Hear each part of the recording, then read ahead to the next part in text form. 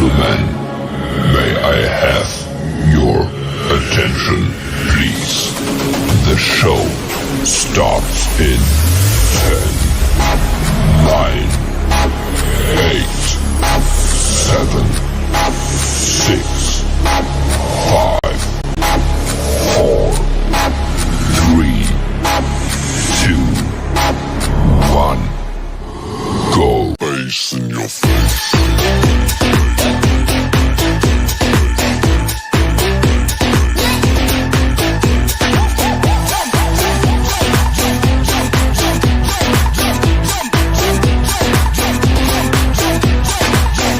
What the hell is going on down there? Face in your face.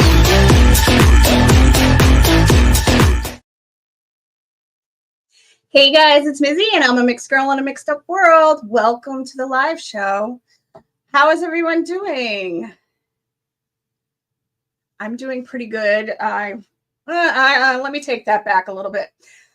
I'm doing okay. I've been fighting a migraine all day, but I wanted to still come do the show because there's a lot that I want to talk about and there's a lot that I want to show. So first I want to get up about our upcoming events. Thank you.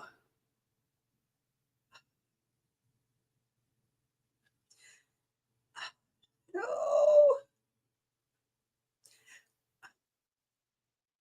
I do have to warn you guys that my internet is being a little off today. So I don't even know if it's showing me. Okay, it is showing me. I apologize if I cut in and out. It's because my internet is being a pain in the butt because of the weather. Sometimes when we're getting storms right now, so my internet's a little spotty right now. So hopefully the glitches will stop. I'm just waiting for my thank you. Good to see you. Yeah, I'm okay right now. I mean, my TMJ is acting up, and so is I had like a sinus headache. So I'm gonna try to hopefully get through the show.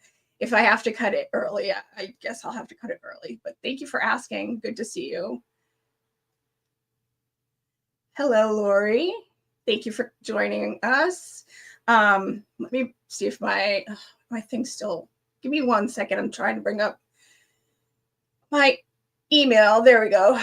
So I can show you guys what's coming up and go through that. Okay, good. It's working finally. So how are you guys today? Did you guys have a good weekend?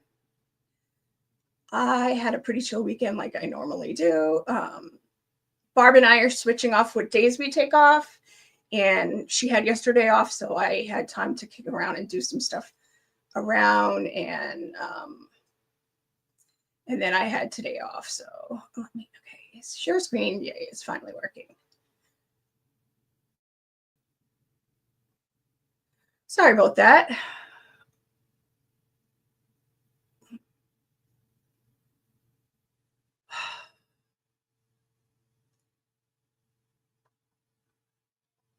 Okay.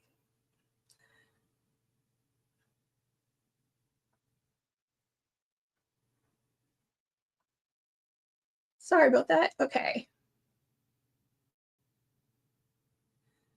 So there has been some changes to our coming hearings for Matthew Farwell's hearing was moved. It is no longer May 7th. I'm sorry, May 6th. It is now July 1st at 10:15 a.m. As of right now, it looks like that it is in person. I will get back to you guys at another time once I find out some more about the hearing, but it has been moved to July 1st, and we're not happy about that, but there's nothing we can do. Unfortunately, we have no say over that. So, yeah, hopefully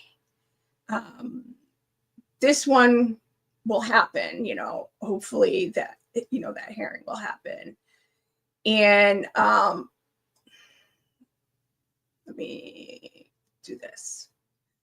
So Robert Devine has a hearing on Tuesday. I will be streaming it. It's at 1 p.m. I'll be hopping on at 12:50. It's only like a 15-minute hearing. So if you are watching the Karen Reed trial, it shouldn't cut too much into it. I'll probably only be on for like a half hour, if that, because I also want to get back to the Karen Reed trial. But it's his final pre-conference hearing before he goes before the post commission, and so it's like a 15-minute hearing, and then on June 6th and 7th, he's going in front of the post commission board to hopefully lose his license to operate as a police officer. I know it's still crazy to people that we are still going through this and he still hasn't lost his license, but unfortunately it moves slow. The only reason why Matthew and William have been decertified fully now is because they ended up self-decertifying because they didn't want to keep paying for lawyers, and they knew they were most likely going to lose their license to operate as police officers. So, and then Matthew got arrested, and then William basically did his right after Matthew got arrested. So yeah, delay. I'm hoping that the delay means there's things in motion, but we don't know. We don't have a glimpse into it. The federal system is very, they don't show it on TV, so his trial won't be streamed. There's a lot that we're not going to know. It's kind of a little bit of a black box when it comes to the federal authorities. Hello, thanks for joining. Good to see you. Let's see.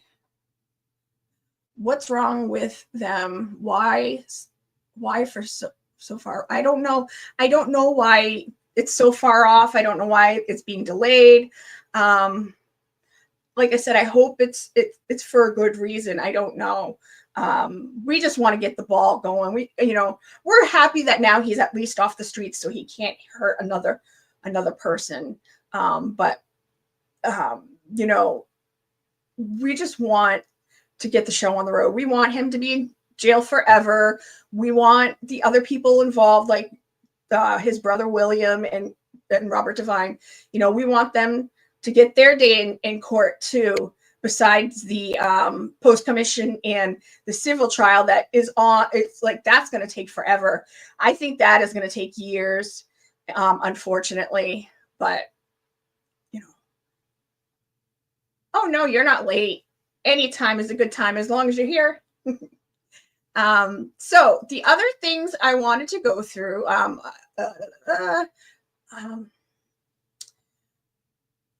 again, like I said, I am going to be streaming. I'll be going live at 12:50. I wrote something. If you want to take it and share it on another person on your page, you can. It's on my Facebook page, A Mixed Girl in a Mixed Up World. I wrote something, and I wrote one. It's the same thing, but I put one for Sandra, and then I put one version for Karen. If you want to post it somewhere, go for it. And it says, if you stay silent when you see injustice in front of you, justice in front of you, don't be shocked if people are silent when it happens to you. Use your power. Wield that strength like a sword. Don't waste it hiding because you are afraid. It's a battle of good versus evil. Remember, there is strength in numbers. So stand shoulder to shoulder with like-minded individuals and get ready to fight for justice. You know, I wrote that during Karen's trial while I was watching it. I was a little inspired to write something. So I, you know, it's something anybody, if anybody, let me enlarge it. If anybody wants to share it, like I said, you can go to my page. There's one for Karen, and then there's one. It's the same, basically the same poster, except that photos are changed out. You know, we have to, you know, I wrote some stuff down, especially since my head was bothering me. So you'll have to forgive me. So I will be referring to my notes a little bit. Let me see. You know, I wrote, we can't clean up policing without the police. Let me bring myself up. We can't clean up policing without the police. We need the police to change their culture within their ranks. Look what happened in Canton. They are changing. You know, Canton, their police chief is leaving. They elected another, you know, a guy who has been on their select board for way too long. And yes, I've heard that he's done a lot of good for the town of Canton, but these last few years, he was on the wrong side of things. And he wouldn't listen to all his constituents. He only wanted to listen to the ones that he was aligned with. And that's not how a select board member should be acting. They should be acting, you know, for all the townspeople, not just, you know, some of the townspeople. So before I get started with my program, I am wearing my executed shirt for Just En Route. You probably can't see it because there's a glare. You know, I decided to go with this shirt tonight.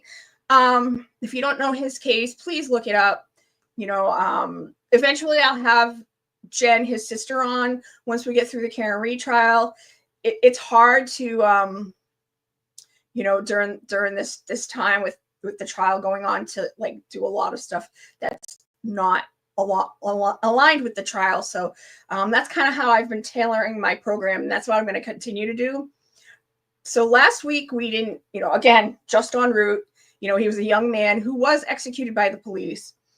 So please look up his case.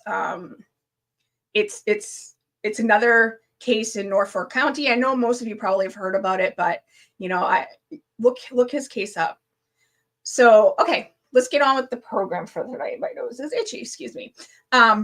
So Andrea Burkhart gave me permission to share something that she said on her show. If you don't know who Andrea Burkhart is, let me get her photo. It's in my, this is Andrea Burkhart.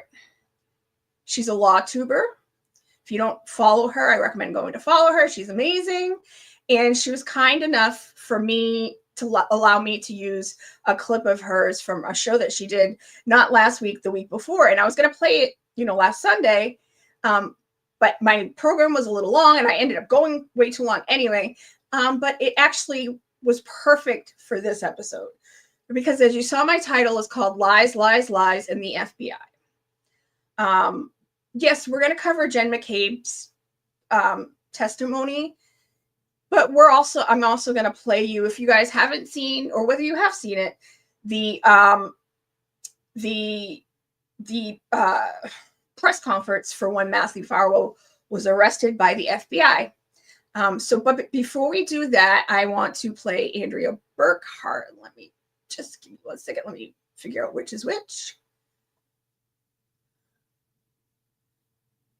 I think, okay, I got it.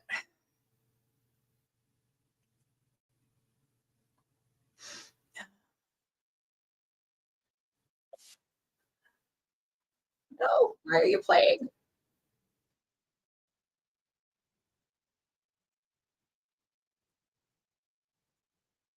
Ah, give me 1 second. My thing's going haywire.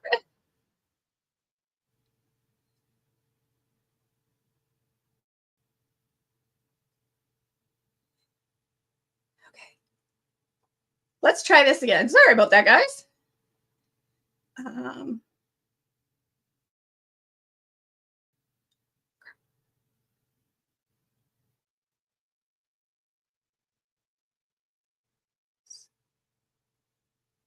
Okay. The defense will have to prep their own witnesses about what the to say. If you're putting that witness on the stand, it's your job to make sure that point in time is still in the early stages of the case.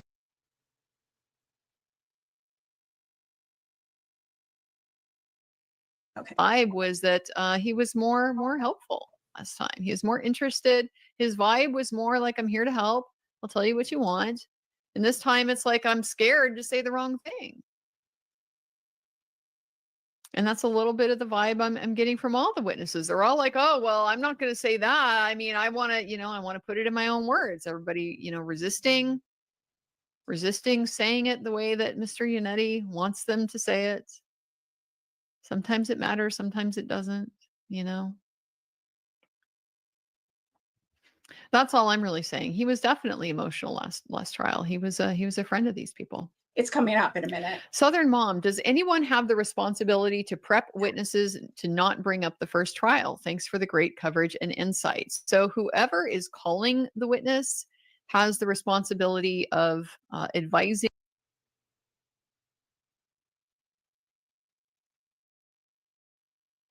that they're putting together. It isn't just what Peggy herself showed us and said on the stand, but also the things that we heard from Carrie.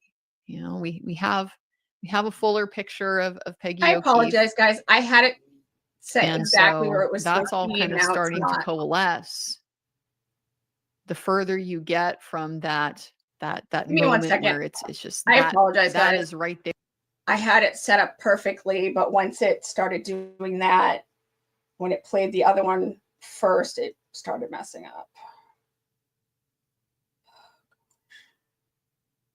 I hate that when you got everything laid out and set up for you, and then it messes up. So my dad stopped paying. I'm just going to load it to my phone where it's supposed to be.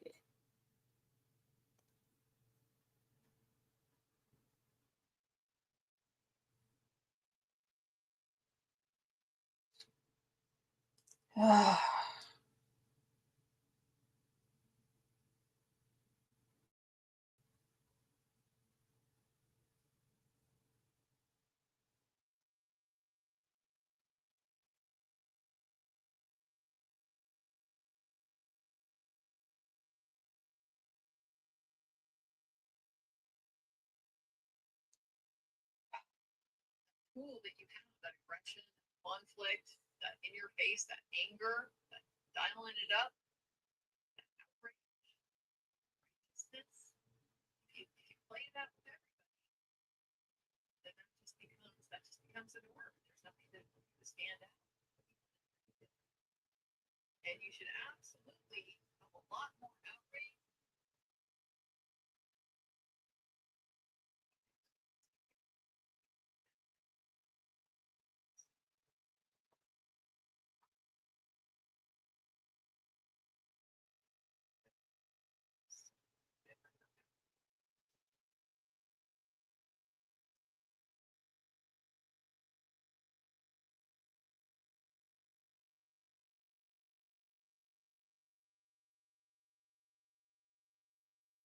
Okay, here we go. Sorry about Pay that, guys. attention, because they're going to notice, holy shit, this very chill and very pleasant attorney has suddenly gotten really pissed.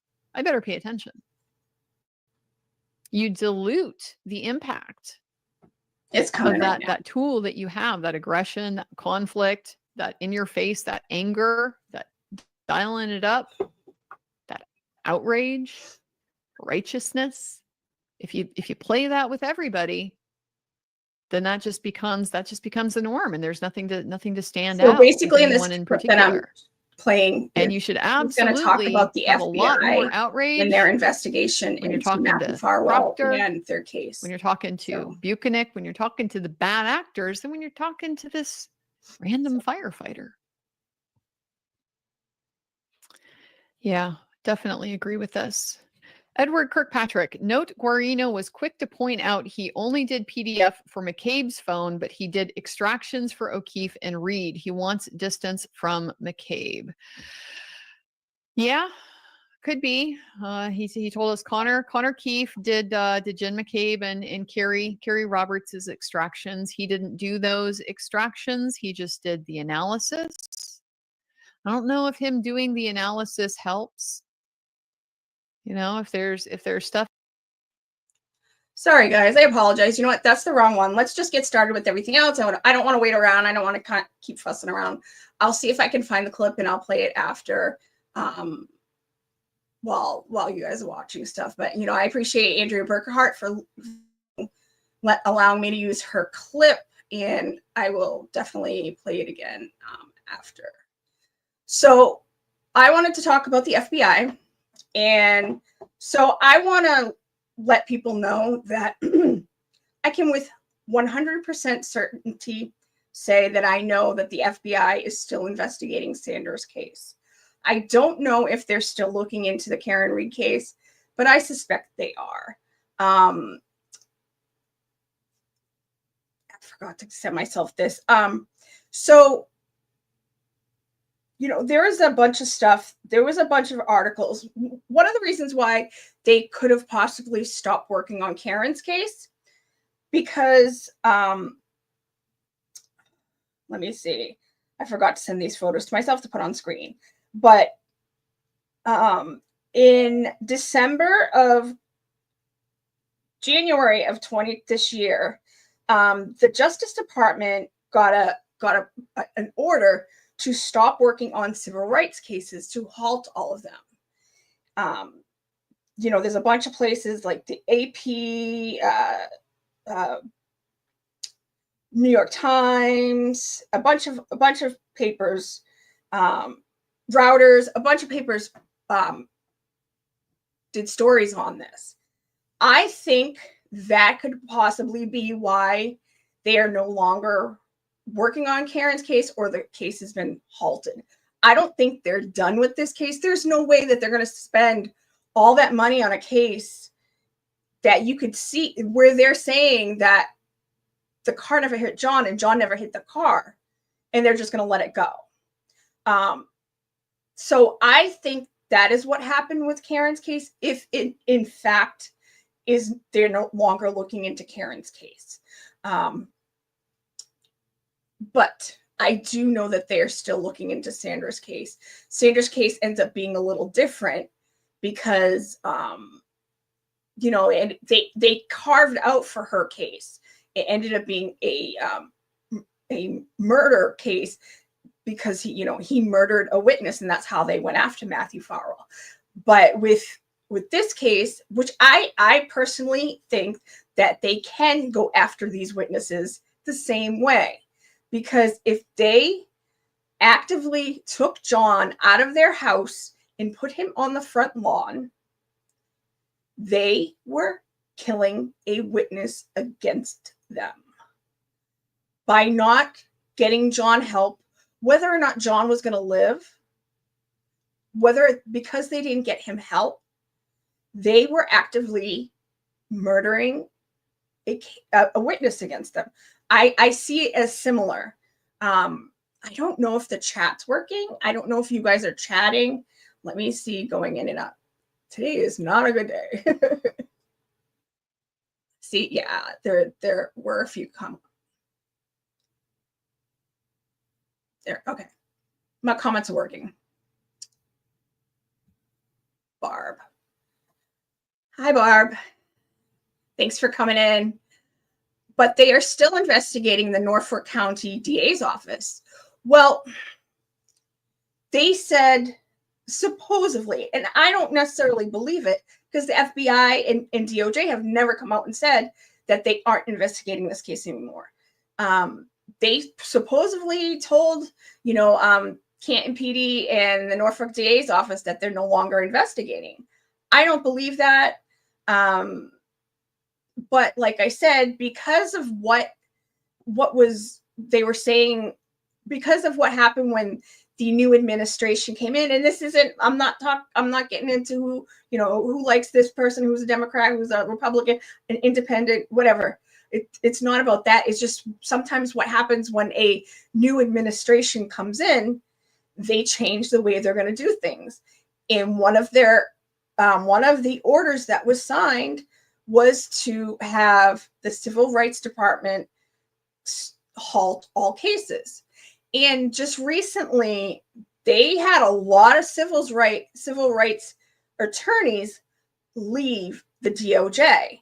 So that would affect a case too. I don't know if this is why they supposedly stopped this case, but if they did, that would be a reason, and I suspect that would be it. So, so let's get the first. It's a really quick one.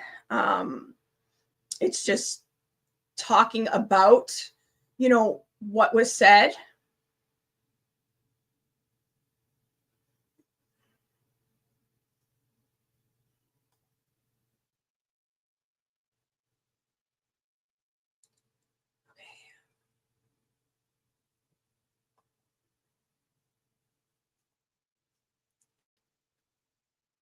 So this is from when Jen first took the stand this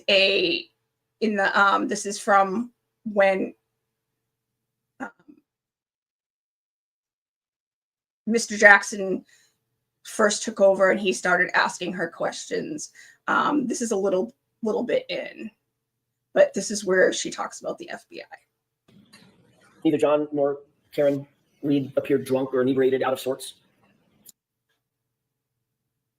Oh my goodness. I'll slide it. Not my rodeo. 28 years, 45. Well, I wouldn't categorize them as drunk or inebriated. But again, I don't know what the definition of drunk is. Well, that's a fair statement. I'm not asking for their BAC, but they didn't appear to be stumbling around, falling all over themselves and sloppy drunk, correct? No. Out of control, nothing like that. No. Okay. You did see Brian Higgins and Brian Albert at a high top table sort of together through the course of that evening, correct? We were all kind of around like a long high top table. And John O'Keefe, and as you look at that, I'm going to use the perspective of the video that we've seen, that camera angle that we've seen. John O'Keefe and Miss Reed were sort of further off in the corner, closer to the bar rather than to the tables, correct? Along with the Colakitases and those. And you. Sorry, guys. I don't know why I moved it.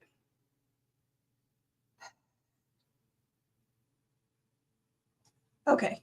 The Canton Police. There we go. I apologize. So you've been interviewed many times by different law enforcement agencies, be they Massachusetts State Police, Canton Police, or otherwise, correct? Yes. Okay. Those interviews have not just been over the period of weeks, it's been over the period of weeks and months and even years since this occurred, correct? Yes.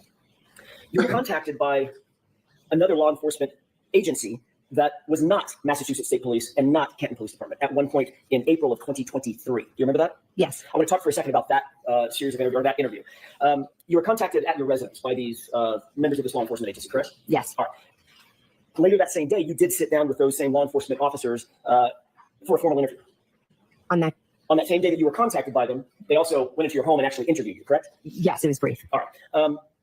Those law enforcement officers identified themselves as being associated with an agency that is not Massachusetts State Police. You understood that? Yes. And you understood that they were not involved with Canton Police Department either, correct? Correct. Completely separate agencies, is that right? Yes. During the course of that interview, those officers informed you very specifically, Ms. McCabe, that it is a crime to lie to them, even during an interview, correct? Yes. Those law enforcement officers informed you that they were investigating certain circumstances attendant to John O'Keefe's death, correct? They were very vague on what they were. Understood. I don't know what they were investigating. But you did understand that it was having something to do with your involvement at 34 Fairview on January 28th, 29th, 2022. Okay. As a witness or otherwise? Okay. Sustained as to. I love how there's always sirens in the background. So it's always kind of a reminder to see these people that, they're always there. So one of the things that I'm sure everybody who watches Jen testify is, why can't you just answer the question? I get it. You're a Commonwealth witness, but you getting up there and being combative with Alan Jackson, it does no good for her. She just looks like an asshole. Hi, Boston Brandy. Thanks for joining us tonight. She looks just like an asshole. It's just answer the question. Like I said, I had to take some notes because my head. And one of the things I wrote down was, we wasted 3 days on Jen's testimony. Google search defenses needed to, her Google search and all these things. She likes to pontificate and filibuster. She's obstructing the proceedings. It's a delay tactic, and it's only the inevitable that she has to answer these questions. It's utterly ridiculous that she sits there and just, there are questions that are yes and no, and it takes like 15 minutes to get the answer. There is no reason for that. If you're just a witness and you just want to be there for your friend John, just get up there and answer the questions. There shouldn't be a fight. There's no reason for it. And it's just, there's no reason for it. And it doesn't make her look good, and it does no good. It does no good for her family. It just makes them look guilty. Certain terminologies. Sure. Let me see if I can rephrase that, Ms. McCabe. You were aware of the subject matter of their interview, right? They weren't interviewing about a car you bought last year, correct? Correct. They were interviewing you basically about what you're testifying to here, correct? When I first spoke with them, the conversation was pretty vague. But the subject matter, vague or specific, was about this subject matter. Yes. Okay, fair enough. They first contacted you telephonically. Called you on the phone. Is that right? Actually, they walked up to my car. They walked up to your car? Yes. Okay, that was the very first introduction, correct? Yes. At that point, they had not identified themselves, correct? They didn't know. All right, and at that point, you told them that you were not Jennifer McCabe. They asked you who you were, and you said, I'm Nicole. I thought they were like selling something, so I was like, oh no, I'm not the homeowner. Fair enough. However, after you said, I'm not Jennifer McCabe, you walked into the house, they then called you on the phone. Yes. They were still sitting outside your house. I don't know where they were, but they did call me. They were close by. I'm not aware. Well, the call came almost immediately after you walked back in the house, correct? I'm not sure how much time had passed. Give me an idea. It wasn't an hour. It was soon after. Like this should have been it. It's like, obviously they were right there. They just came to your house. They just walked up to you. What do you think? They drove 10 miles away and came back to you? It's just answer the question. I mean, she could have just simply said, I'm not sure exactly where they were. They must have been close by.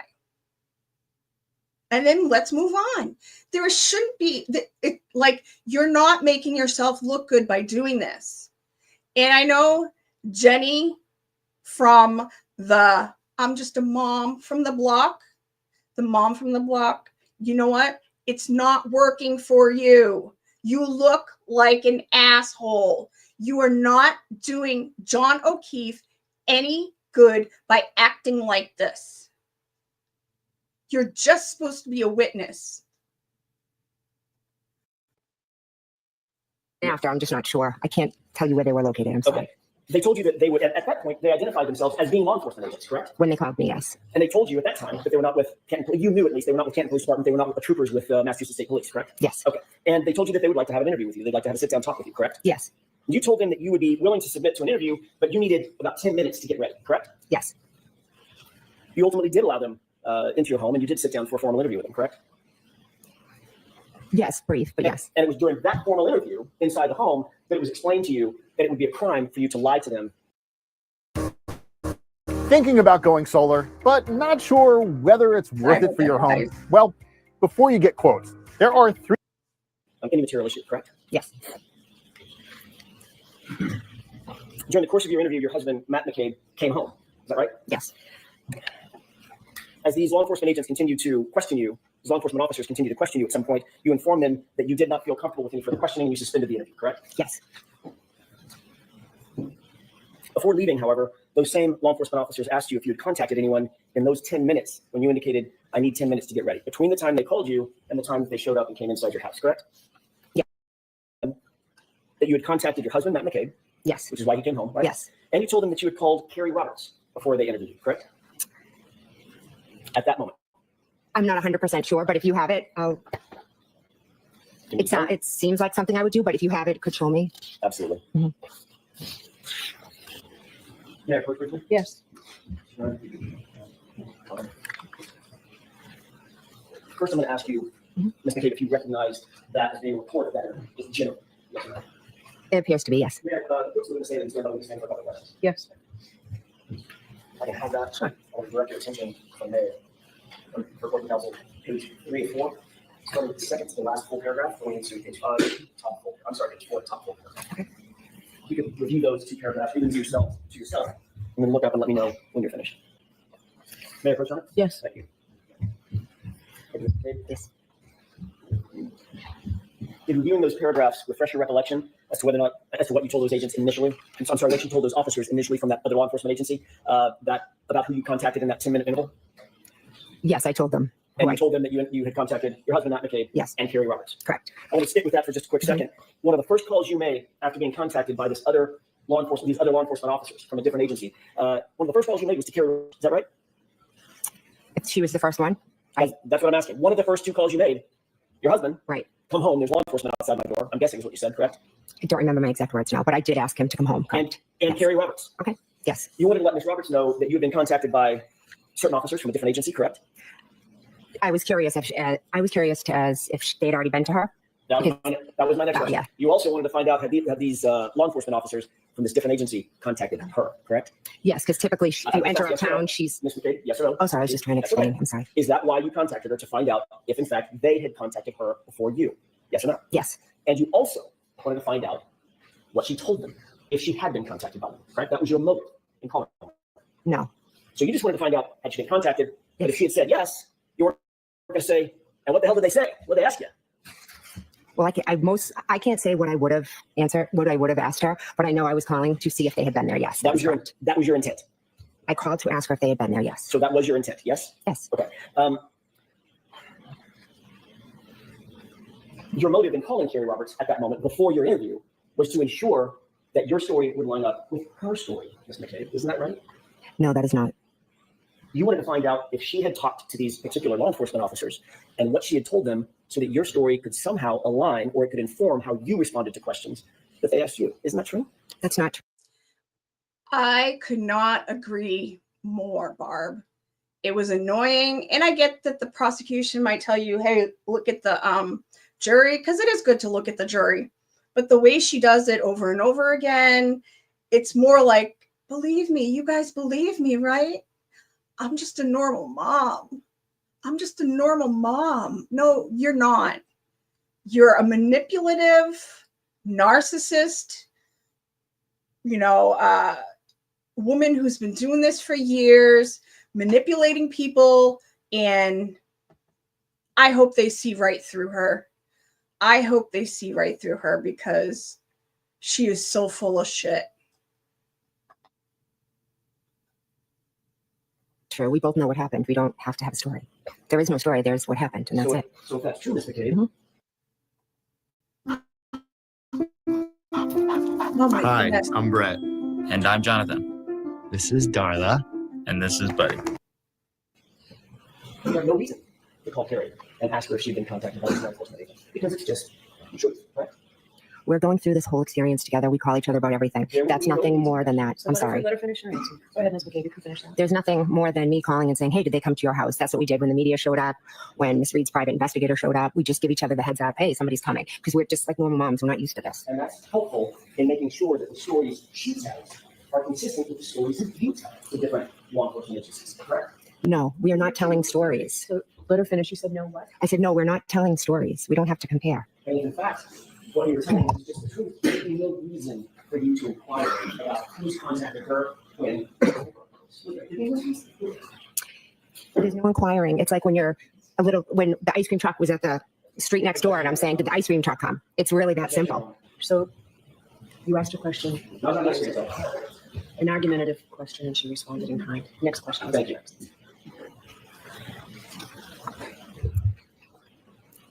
You also testified in your direct examination, staying with Ms. Roberts for just a second, about a timeline that you and Ms. Roberts put together, correct? Yes. That's another example of the two of you talking about your own perceptions and comparing and contrasting those perceptions and putting it down on paper, correct? No, Yes or no? it's a no. Can I explain or no? I'm sure Mr. Ben will have follow-up questions. After you gave that answer to those law enforcement officers at that separate law enforcement agency,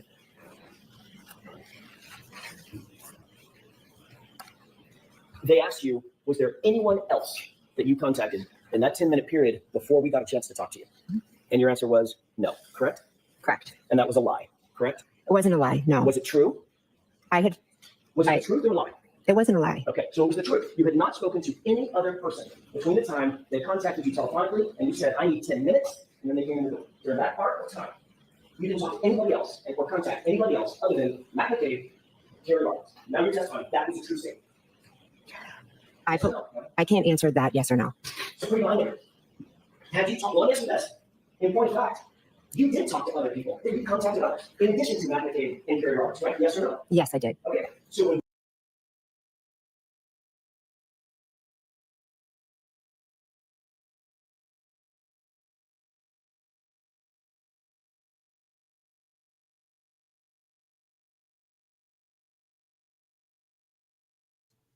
Sorry, I'm trying to find that Andrea Burkhart video. So I muted myself.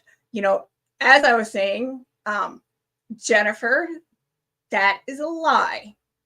And she is lucky the FBI has not arrested her. Because plenty of people have been arrested by the FBI for lying. That's a way, that's a tool they can use to get them to flip. I don't know if Jen would flip, but talking about putting her in jail or prison might get her to flip. So that was a lie, Jen. Why are you lying? when you said no to the answer, did you contact anyone other than Matt and Carrie? That would be, by definition, Ms. McCabe, a lie. Correct? No. It's not a lie? Is there some shade of lie I'm not aware of?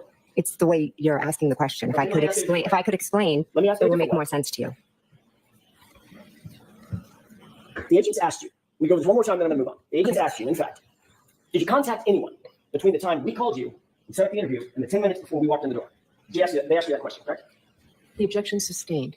Watch the choice of language. I'm sorry. I meant the law enforcement agency. That law enforcement agency, the members of that law enforcement agency contacted you. Mm-hmm. Sorry. They asked you who you had contacted between the time they first telephoned you and walked in the door 10 minutes later. Correct? Correct. Okay. Data point number one. Data point number two. You told them Matt and Carrie, correct? Correct. You actually contacted, they did ask you, did you anyone else other than Matt and Carrie, correct? Correct. And you said no. Is that correct? At that moment, I said no. Yes. No, At that moment, because they had just come in my house. Only one person can talk at a time. You said the word no. She was finishing her answer. Finishing her. I had said no because I'm going to be. See this property on Craigslist for $4,300 a month? Well, it's been sitting empty for the last 28 days.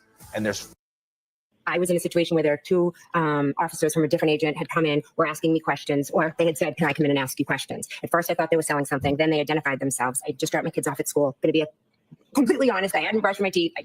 So I kind of made some phone calls. So next question. Thank you. Ms. McCabe, after There she goes, filibustering. We all know she does this throughout her whole testimony, but just answer the question. That'll get you off the stand faster. But no, she can't. She can't help it. She can't help herself. you said no, that you hadn't contacted anybody else. Mm-hmm. Those two law enforcement officers from that separate agency who had told you it was a crime to lie to them, they left, correct? Yes. Subsequent to that, Mr. McCabe, your husband, objection. Sustained. I want to answer this question. She doesn't know what a lie is. It's probably because, there are some people who believe when they say a lie, they believe it. I wouldn't even be surprised if she could pass a polygraph test because she's that skilled of a liar, or at least she thinks she is. But that's all that matters is in your head. If you believe your own bullshit, and she's full of it.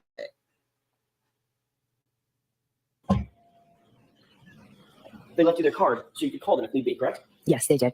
And you, in fact, did call them back, correct? Yes, I did. Without telling me the content of the conversation you had, did you have a conversation with Mr. McCabe? Yes. Sustained. Did you call them back and say, I'm calling you back because my husband told me that I lied to you and I'd better clear that lie up? So sustained. Jurors, remember I told you before that only answers to questions are evidence? Be mindful of that. Next, yes. May I? Yes. Thank you, Your Honor. You ultimately called these officers back, correct? Yes. And you explained to them. Okay.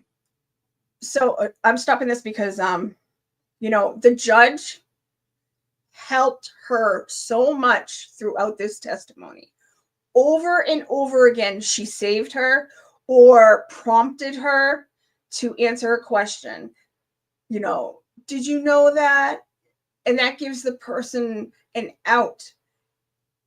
She needs to stop coddling people. She shouldn't have allowed, the defense had asked her a few times in a few different ways to get her to stop doing what she's doing, especially since the first day she testified, she was doing the filibustering and it ran out the time for the day. And then there was like a day off in between. And she needs, that's not right. The judge should shut that down. She shouldn't allow a witness to get up there and act like this. She needs to tell her, you need to just answer the question. And whenever she doesn't, cut her off or allow the lawyer to cut her off. But she wasn't doing that. She was helping Jen McCabe in her filibustering. And it's bullshit. It's not giving Karen Reed a fair trial. You're giving the prosecution a fair trial. And that's not how trials work. The prosecution is supposed to prove that Karen Reed did this. And Karen Reed is supposed to be getting a fair trial. That you had been untruthful with him, correct? I explained that I had forgotten to mention a couple of people that I had reached out to. You had forgotten. Is that your testimony? Yes. You had forgotten. You remembered Matt and you remembered Carrie, but you had forgotten the others that you had just contacted maybe 30 minutes before. Yes. There were 5 people that you contacted, weren't there? I contacted Matt. Let's go through them. Yeah. I know 4 off the top of my head. Okay, let's go through them. Okay. You contacted your husband, correct? Yes. You contacted Carrie Roberts, correct? Yes. You contacted Peggy O'Keefe, correct? Yes. Then, Ms. McCabe, you contacted the district attorney's office, correct? My witness advocate. The district attorney's office. Hey everyone, big heads up. Paleo Valley's running a sale on all their meat sticks right now. You can get 30 sticks for 36 bucks, which my witness advocate who works for the district attorney's Thank office. you, Ms. McCabe. Yes. And you also left out that you contacted Brian Albert himself, correct? Yes, my brother-in-law. For some reason, your brother-in-law, who's the 30-year Boston police detective, correct? Yes. And on whose lawn John O'Keefe was found dead or dying. Objection. All right. Correct? Yes.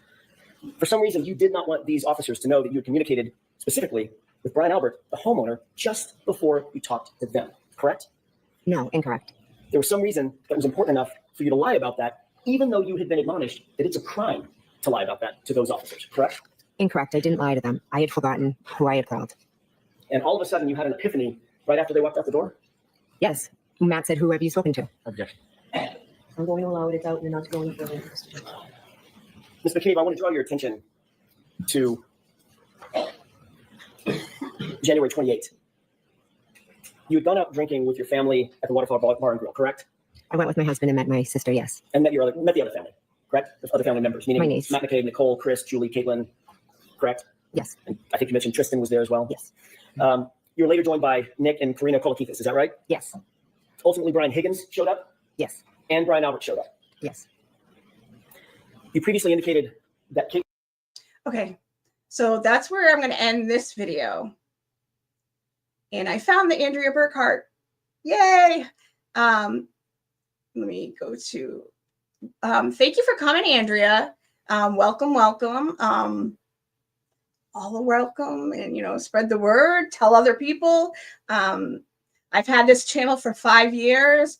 I just haven't been doing anything on it because I've been working on Sandra's case more behind the scenes and getting her case out there to the public and going on other people's shows. So I wanted to get back into doing my show, and I figured this was a good way to, talk about Sandra's case and also put out the information about our standouts and what's coming up with, hearings and whatnot. So thank you for coming. Make sure you subscribe and comment and, all that fun stuff. Thank you for coming. So yeah, that's where I'm going to end that one. And I'm going to go back to that Andrea Burkhart one because I found it. Give me a second.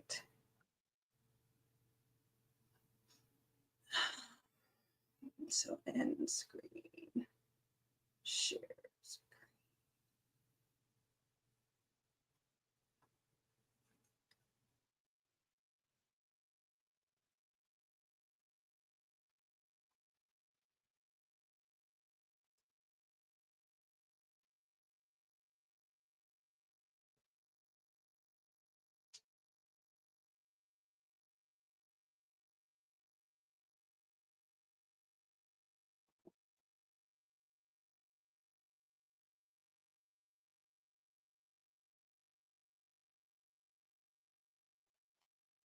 Let me just get my thing so I can know exactly 28.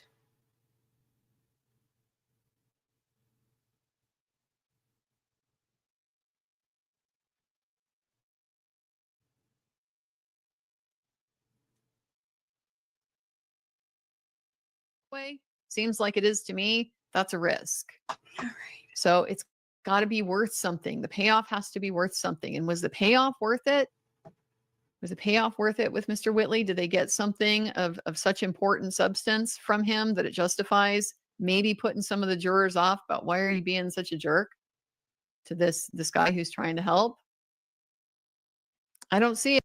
And that's a good segue into this because Daniel Whitley is also on Sandra's case. He is the paramedic that showed up for Sandra. So, and I know we talked about it on the last show, but I just wanted to point that out again. So right after this part, she talks about it. It's coming up now. Because it doesn't matter. What Karen said doesn't matter under your own theory of the case. And remember, he covered for his buddy Farwell, said, I found zero connection. Yeah, Mr. Guarino has got some problems in that Birchmore case. He has got some problems in that Sandra Birchmore case. Just somehow couldn't find 30-some thousand text messages between Matt Farwell and Sandra Birchmore. Messages that made it clear that the FBI, the Department of Justice, are relying on to prove, by the way, he's been grooming her since she was a minor.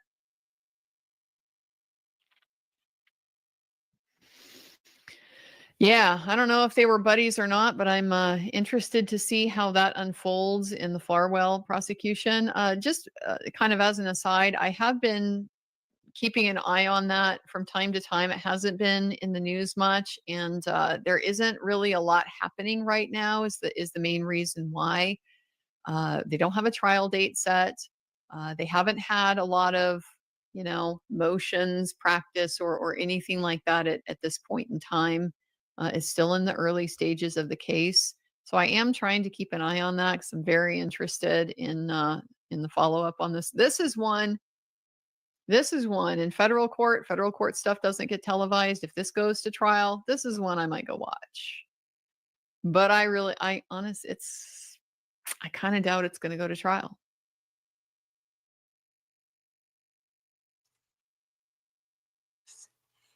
Andrea, you are welcome to come sit with us. We invite you. We would love to see you at Sandra's, when Matthew Farwell goes to trial. We would love it. She's a big law tuber, and If you don't follow her, there's a little bit more I'm going to play, but I just wanted to send that invite out to her, so she knew that, she was welcome to come hang out with, the Justice for Sandra Birchmore group. We welcome her to come to the trial, or even come to when it's the next hearing. We would love her to be there.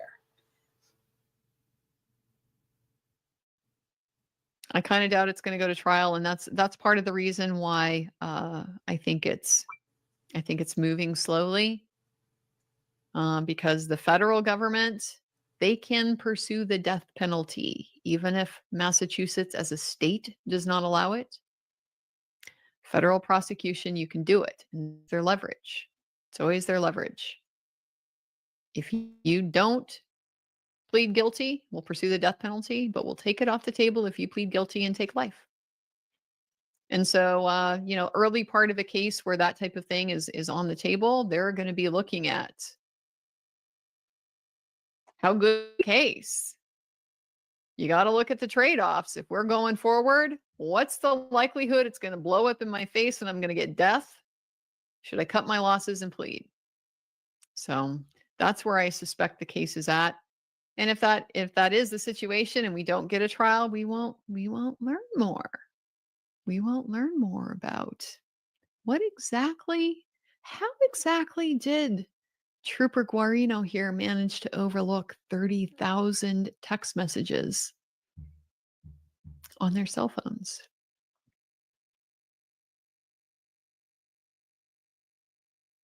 I mean, that's a question that I would love answered. That's a good question, Andrea. I would love that question answered. But as long as he spends the rest of his life in prison, great. I want all the answers. I want to know everything in this case. But if it means that we don't learn everything in this case, but he spends the rest of his life in prison, that's a trade-off that I'm willing to take. As somebody who's worked on this case for over 2 years now, I would love to know as much as we can find out about this case. And there are other aspects of the case. There's more than just his Sandra's murder. There's also the abuse that happened to Sandra. So we want to make sure that that portion comes out too, whether it comes out in this trial or if there's a second trial for the abuse that happened to Sandra. Because don't forget, he started sexually assaulting her at the age of 15. So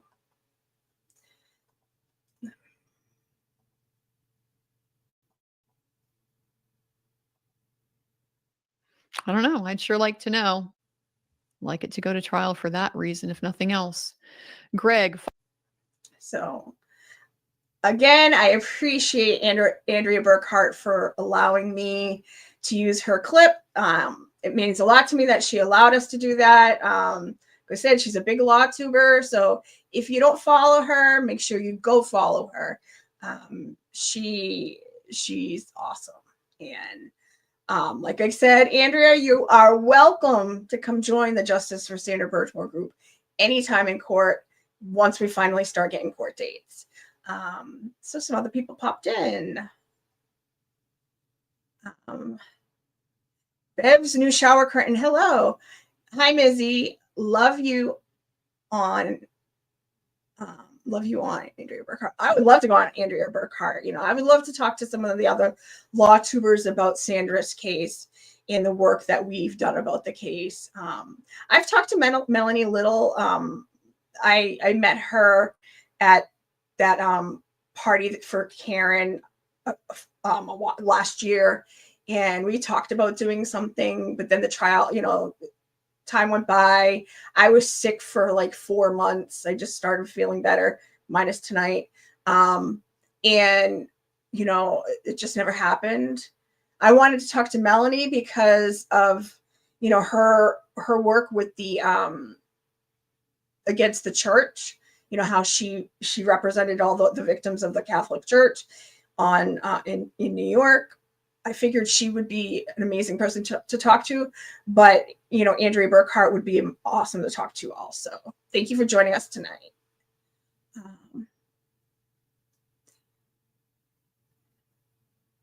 maybe interview him in prison after.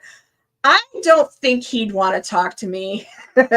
I am like probably the bane of all three of their existences. You know, me and Barb and our whole group, the Justice for Sandra Birchmore group. But because I'm the face of the Justice for Sandra Birchmore group, you know, because I'm the one who went on all these shows and did so much, you know, press, you know, whether it be local press or like I've done Court TV and I did Banfield a bunch of times. I can't even count how many times I've been on Banfield. You know, I don't think he would want to talk to me. I would love to talk to him if he would talk to me. I mean, it would be hard for me not to like jump through the window and strangle him, but you know, I don't think he would want to talk to me. I'm probably one of the last people he wants to see.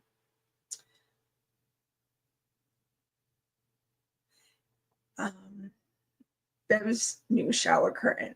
As only Nan would say, keep showing up. Exactly. Speaking of that, that's a good segue to, I don't know if I have it in this. I forgot to put it in the thing. I'll bring it up from my other email before we close. We do have a standout coming up for Sandra. It's March 17th. It's going to be at the Stoughton Center. It's right across from the Stoughton Town Hall. So if you need to plug something into your GPS, if you don't know the area, you can plug it in for this town hall.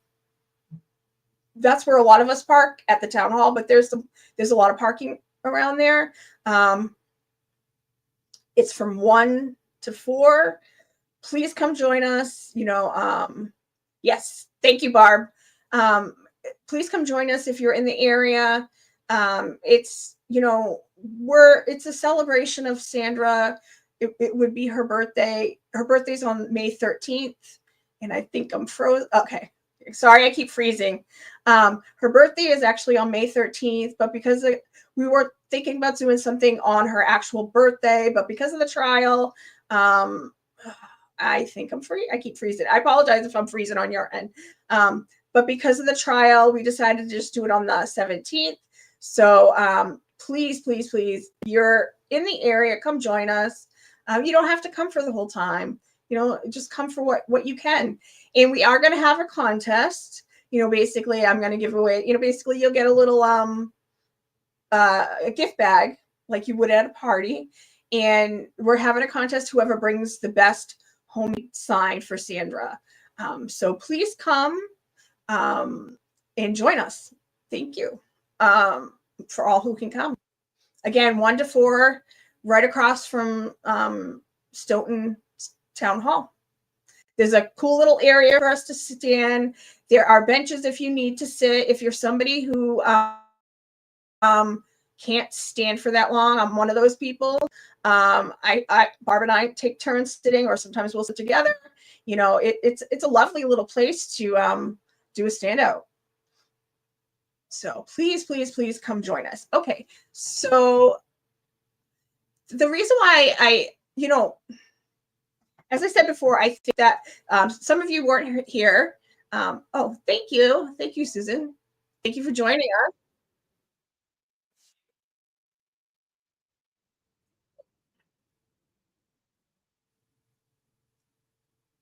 I hate when you click on a screen and it starts playing the video before you've actually pushed play.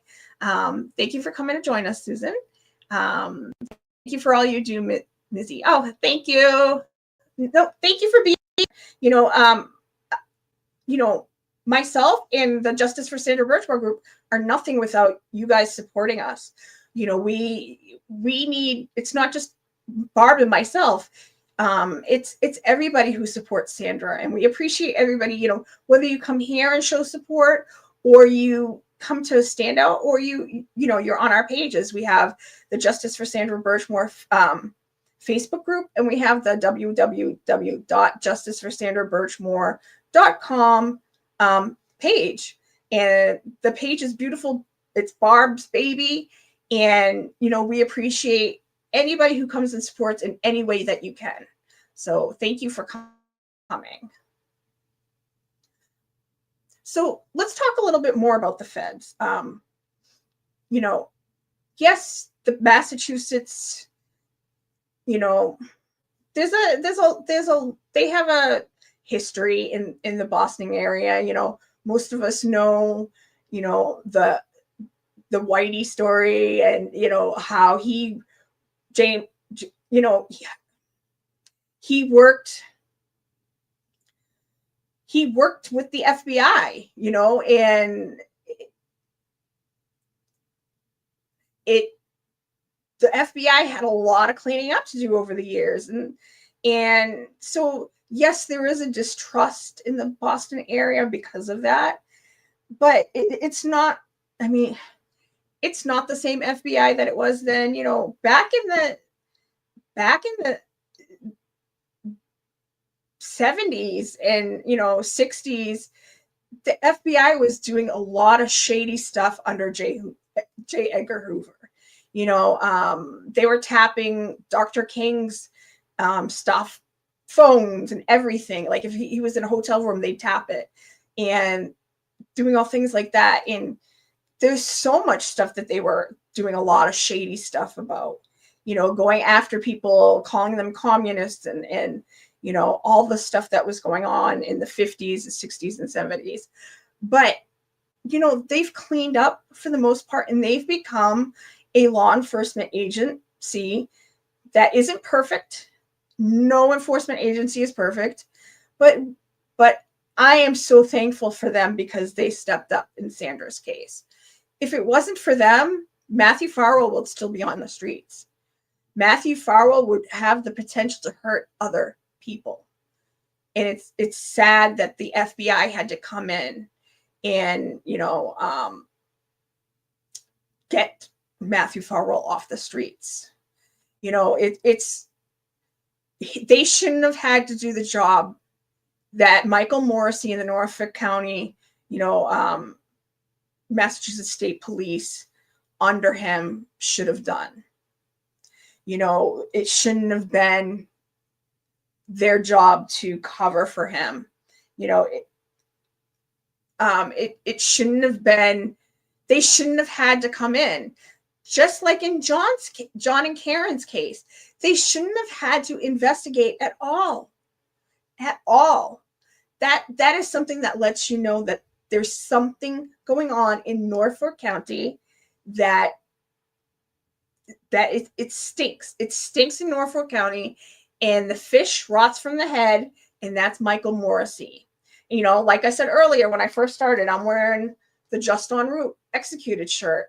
That's another case, where these three cases that were 24 months apart, Just on in 2020, Sandra in 2021, and Officer O'Keefe in 2022. And they all took place like in that same almost a week period. Like John was the 29th of January, Sandra's was February 1st, and Just On's was February 7th. So it all happened at like this weird time of the year where we get the most winter storms. That's why in John and Sandra's case that they both of their cases took place during major snowstorms, and it's the Norfolk DA's office. We need to obviously get Michael Morrissey out of office.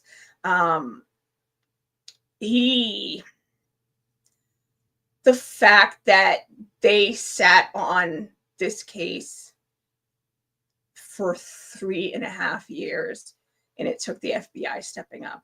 When there was stuff that they had, like Nick Garino's, he should have had those text messages.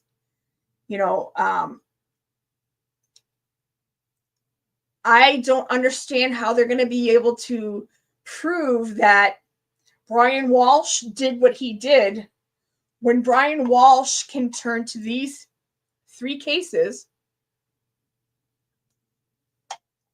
investigated by the same people and say, oh, there's nothing to see here on these 3 cases. And then Brian Walsh, they use Celebrite and all this, electronic surveillance on his, looking into his searches and all that stuff. His lawyers are going to have a field day when it comes to impeachment, and there's going to be a lot of impeachment. And I look forward to the defense using Sandra as impeachment against Nick Garino, and especially Fanning and Dunn, because they're also witnesses in this case. I don't know if they're going to get called, but I hope they do, because first of all, I want to see what Dunn looks like, because I can't find him on the internet. I want to see what that piece of crap looks like, but I can't wait to see Trooper Fanning take that stand. I cannot wait. So let's look at some other Jen McCabe testimony. I'm going to have, okay, and that's this one. Give me 1 second while I bring it up.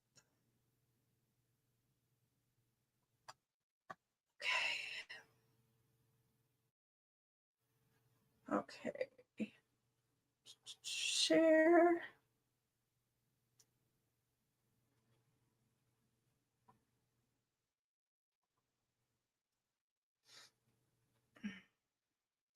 I didn't think I was actually going to end up being on the live tonight, because being able to do the live tonight, because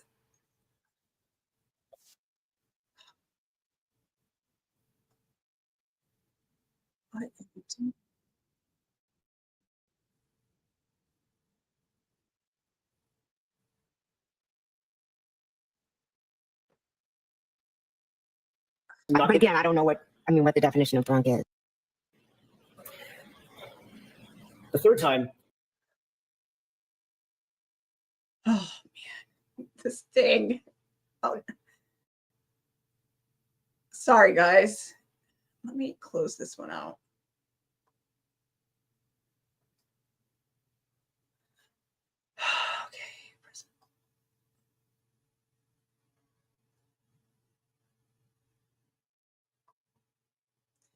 Why am I am getting so much pop-up stuff on my thing. It's ridiculous. And now it won't. I apologize, guys. There we go. Share screen.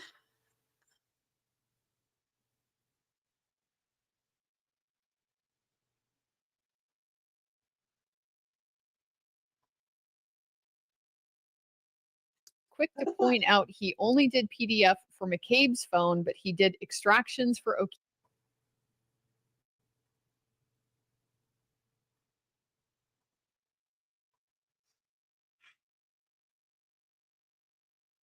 Let's try this one more time. Sorry, guys. There we go.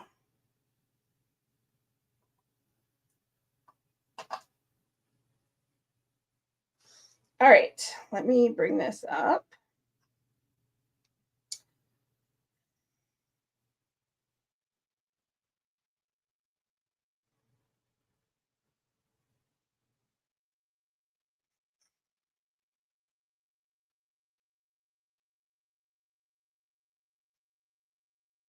Okay. This Moisture Plus razor by Flamingo actually has a moisture bar enriched with aloe, coconut, and shea butter. It comes with 2 razor heads and a shower holder, and all you have to do is add some water and it creates a rich lather. You can get a comfortable and close shave without having to use a shave gel. This saves me so much time in my shaving process, making. All right, Mr. Jackson, whenever you're ready. Thank you, Your Honor.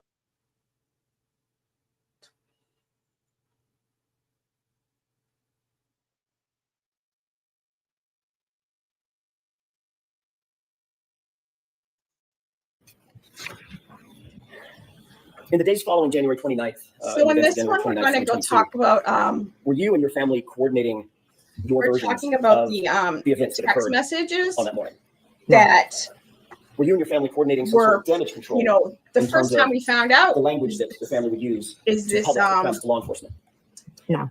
is Did in you and your this, family use a group chat? and You and part of your family use a group chat to text I guess it's each other something the to coordinate your defense communications with missed either the press or in the the public, first law trial. enforcement, or family or friends. So this was I have huge. multiple like group chats with family and friends. You had a very specific group chat that included That yourself, they Nicole, your figured sister, out that Brian Albert, she and texted. Matt McCabe, correct? I'm sorry, not texted, called. Your Honor, if I may.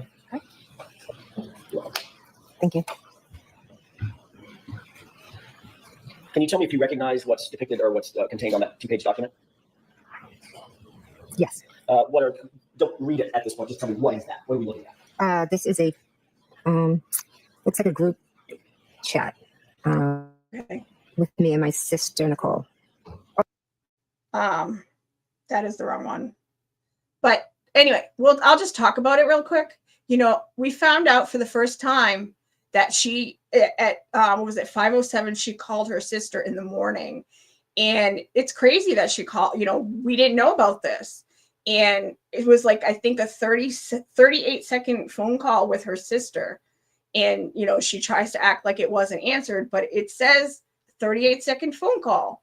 So that's shady. That is so shady. And then she has the 2 phone calls an hour later where she says something and that's not quite fully, we can't fully hear it because it's not the 911 call. It is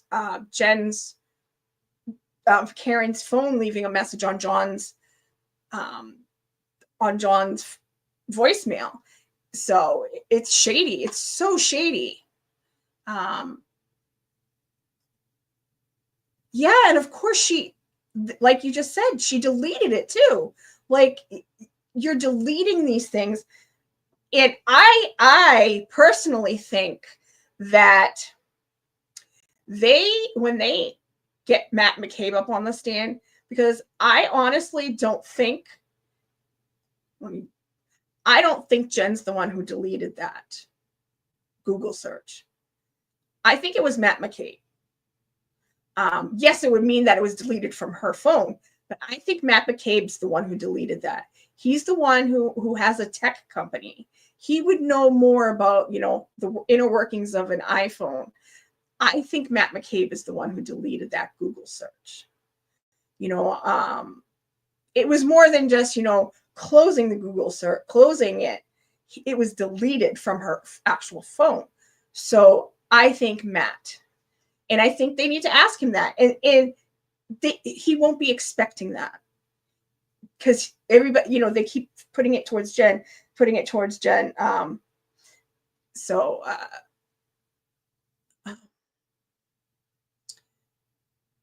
Thank you, Barb, for coming in. I hope you feel better. I'll talk to you soon. Let me go back. I saw somebody come in. Hi, Sassy Bartender. Thank you for joining us. Welcome, welcome. Yeah, as I was saying, I think they need to ask Matt if he deleted that stuff. I did too. I hope they ask him, and I think they need to come harder at Matt than they did last time.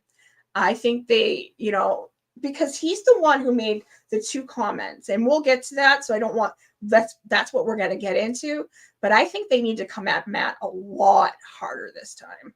So let me play.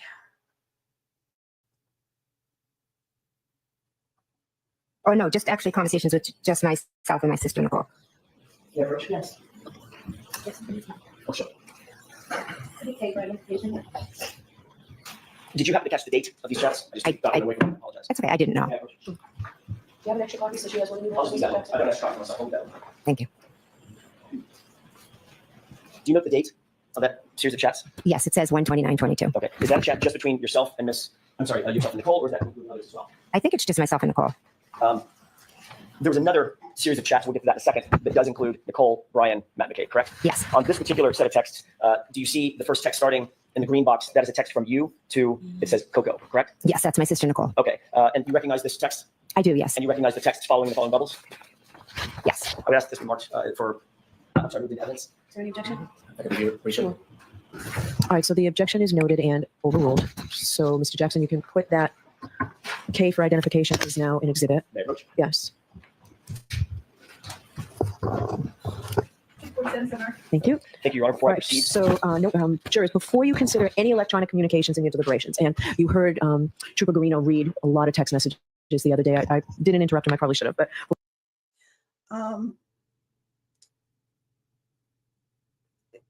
He would have had to, if he is whoever deleted those, would have had to have done it like the 29th, 28th, or the 30th. I think they took it.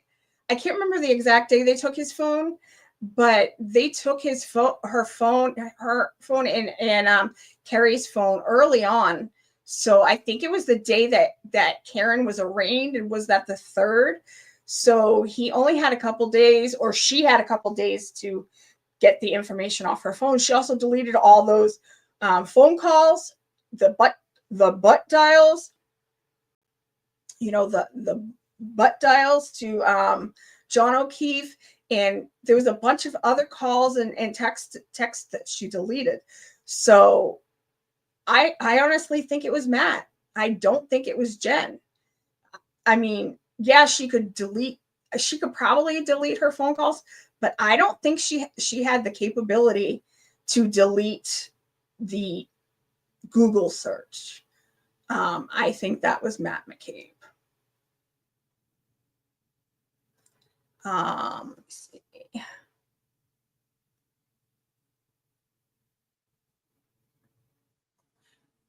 Really?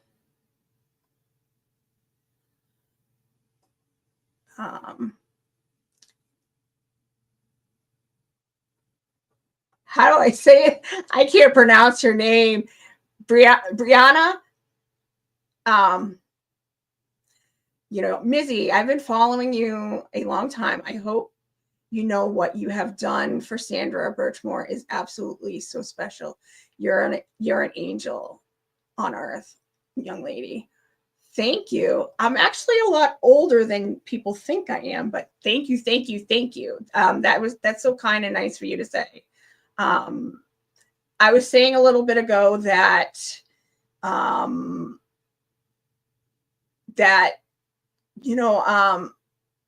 everything that we do, it's not just us. It's not about me. Yes, I've become the face of the Justice for Sandra Birchmore group, but it's everybody who follows us, and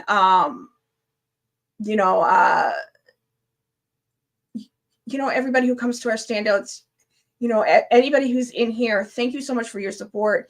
It helps get Sandra's story out there. If you don't subscribe to the channel, please make sure you do, because we need to keep getting her story out there, because her case is in the federal system. It's not in the news as much. People aren't going to be able to watch it from home because federal trials are not televised. But it means so much to us that you guys show up and you help us and you help, push your story out there more. It means the world to us. Let me see. First, Nina, and deleting the butt calls to John says they are deleting everything that surrounds John. Yeah, it's true that they're only deleting the stuff that happened from that night. That matters, for that day, the 29th. Why are they deleting all this stuff? Bev's new shower curtain. I remember her asking Lank or Proctor if she could delete her text messages to her daughter.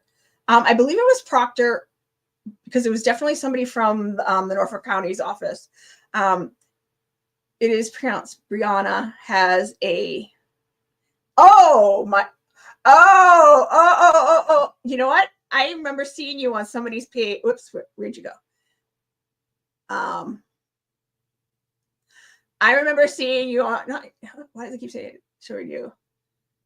Right here. Sorry, I was reading it, but I remember seeing you on somebody's page, and I was laughing. I found you last year and was astonished by what you have done. Bear in mind, I'm in Ireland. Oh, thank you. Welcome from Ireland. Thank you. Thank you for joining us.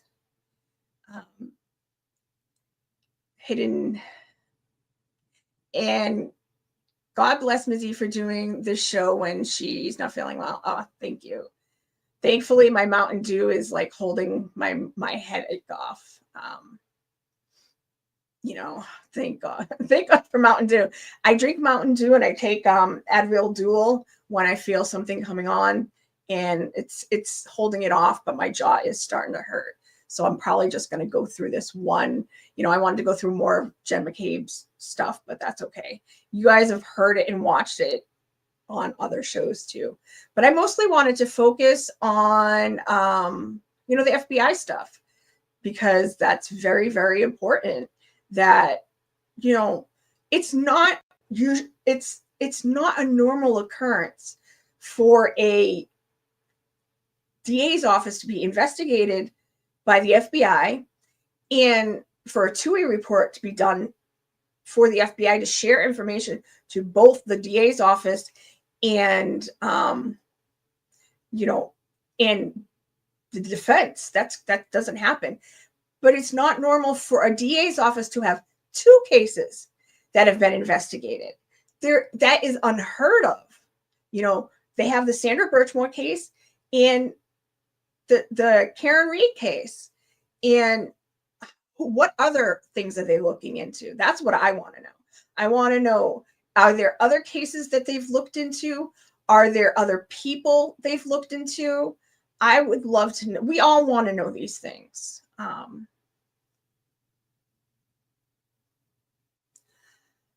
Unfortunately, I don't know if that was Matt's phone or if they just had, I don't know. Because the text messages that they read were from, some of them might have been from Jen's Celebrate report, and some of it, I believe some of it was from the feds. So I think the text message that they're reading between Jen and her sister, what they're about to go into, I think that was just from her, getting from her phone. But this secret, one between, Jen, Coco, which is Nicole, Brian, and Matt, I think that one came from the feds.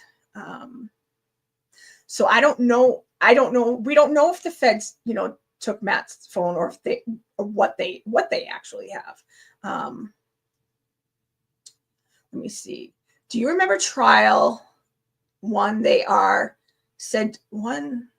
said John's phone was pinging what does that say? On Oakdale. Yeah, that's a rumor that we've heard, but I know so another creator was talking about that. I don't know about all that he went to another party. There is a question I want to address. It was back a while ago, but I was playing something, so I never. Okay, this one. I don't know if this person is still here. This person said, I think John O'Keefe had information about Sandra Birchmore. 34 Fairview may not be the crime scene, in my honest opinion, just distraction. John O'Keefe took flights of stairs and 80 steps at Oakdale Road, where Lank and K9 officer lived. But I wanted to address the first part that kind of goes, I don't know. People have been talking about Oakdale Road the last few days. I don't know. I don't see him at Oakdale Road. But I want to address the first part, that John O'Keefe knew about Sandra. I have no proof of that. I don't know anything about that. People have floated that many, many times. And I I am not going to traffic in that till I have more information. If somebody has some proof of that and they want to bring it to me, you can message me, go to the Facebook group, and you can message me through that on either name. I have 2 names on there. So you can message me under either name, but there's no proof that John O'Keefe knew about Sandra's case. People have speculated about that was how, that was partially why what happened to John happened. We don't know that. And, Sandra's case is crazy enough, and so is John's case crazy enough, and they have enough connected tissue between them. We don't need to put more out there unless we know it's a fact. So that's what I want to say about that. Oh, thank you for coming. You have a wonderful night too. Thank you. Hi, Cynthia. Thank you for joining us. Let me see. I don't know what's going to come from the FBI situation now. Jen opened a big, huge door by mentioning and saying their case is closed. The FBI is not closed. Do not close cases. Well, they do close cases, but if they were in fact looking into the murder of John O'Keefe, it depends on how. Hi, Sue. Thank you for joining us. It depends on what they were actually looking into, because it seems like they were looking into more of the investigation, and they were looking into Michael Morrissey's office. But we just don't. We're not 100% knowing of that. But ARCA is testifying for a reason. The FBI is allowing ARCA to testify. They're allowing, the 3,200 or is it 32,000 pages? I can't remember. I just know it's 32 something, amount of pages from the FBI. Most people don't get that. They don't normally give defense allow the defense to use their work to prove that their case, that the district attorney is wrong. They probably thought that by turning this stuff over to the prosecution, that they were going to stop their investigation and try and carry it. And of course, we see that they didn't. And it's ludicrous that they didn't. It's unjust. And that's why we need to make sure we keep talking about it. Both cases. We need to keep talking about Karen's case, and we need to absolutely keep talking about Sandra's case. The sad thing is John ever going to get justice? I know most of the people who were here, I assume, lean that Karen is not the one who did this to John. I believe he was murdered in the house. And if that is what happened, I'm not saying they meant to do it. I think that there was a bunch of drunk people and, guys who like to fight, testosterone and shit talking, and, they're probably going to tune him up, but it went too far. But the action of putting him on the lawn, to me, as I said at the beginning of the show, for a lot of you who weren't here at the very beginning, I personally think that they can go after these people like they did Matthew Farwell. The act of putting John O'Keefe out on that lawn shows that, one, there's a consciousness of guilt. Two, that they took a witness against them for the beating that John, endured. And they put him on the lawn knowing that this would kill him. So they were killing a witness against them. And that's exactly what Matthew Farwell, granted, Matthew Farwell went there with intent to murder Sandra. And I don't believe that they had intent to murder John O'Keefe. that they intended to just tune him up, but it went too far and it resulted in his death. And that is still murder, and especially the act of putting him on that lawn. So I personally believe that the FBI could go after them this way. And they can go after Morrissey's office for maliciously prosecuting Karen. So I do want to make sure that we play this part because, I was going to play a bunch of other clips tonight, but because I was having such issues with stuff, I'm not going to be able to play that stuff. But this is the most important one, I think, because it shows their consciousness of guilt with their messaging back and forth. Let me go to the chat right before.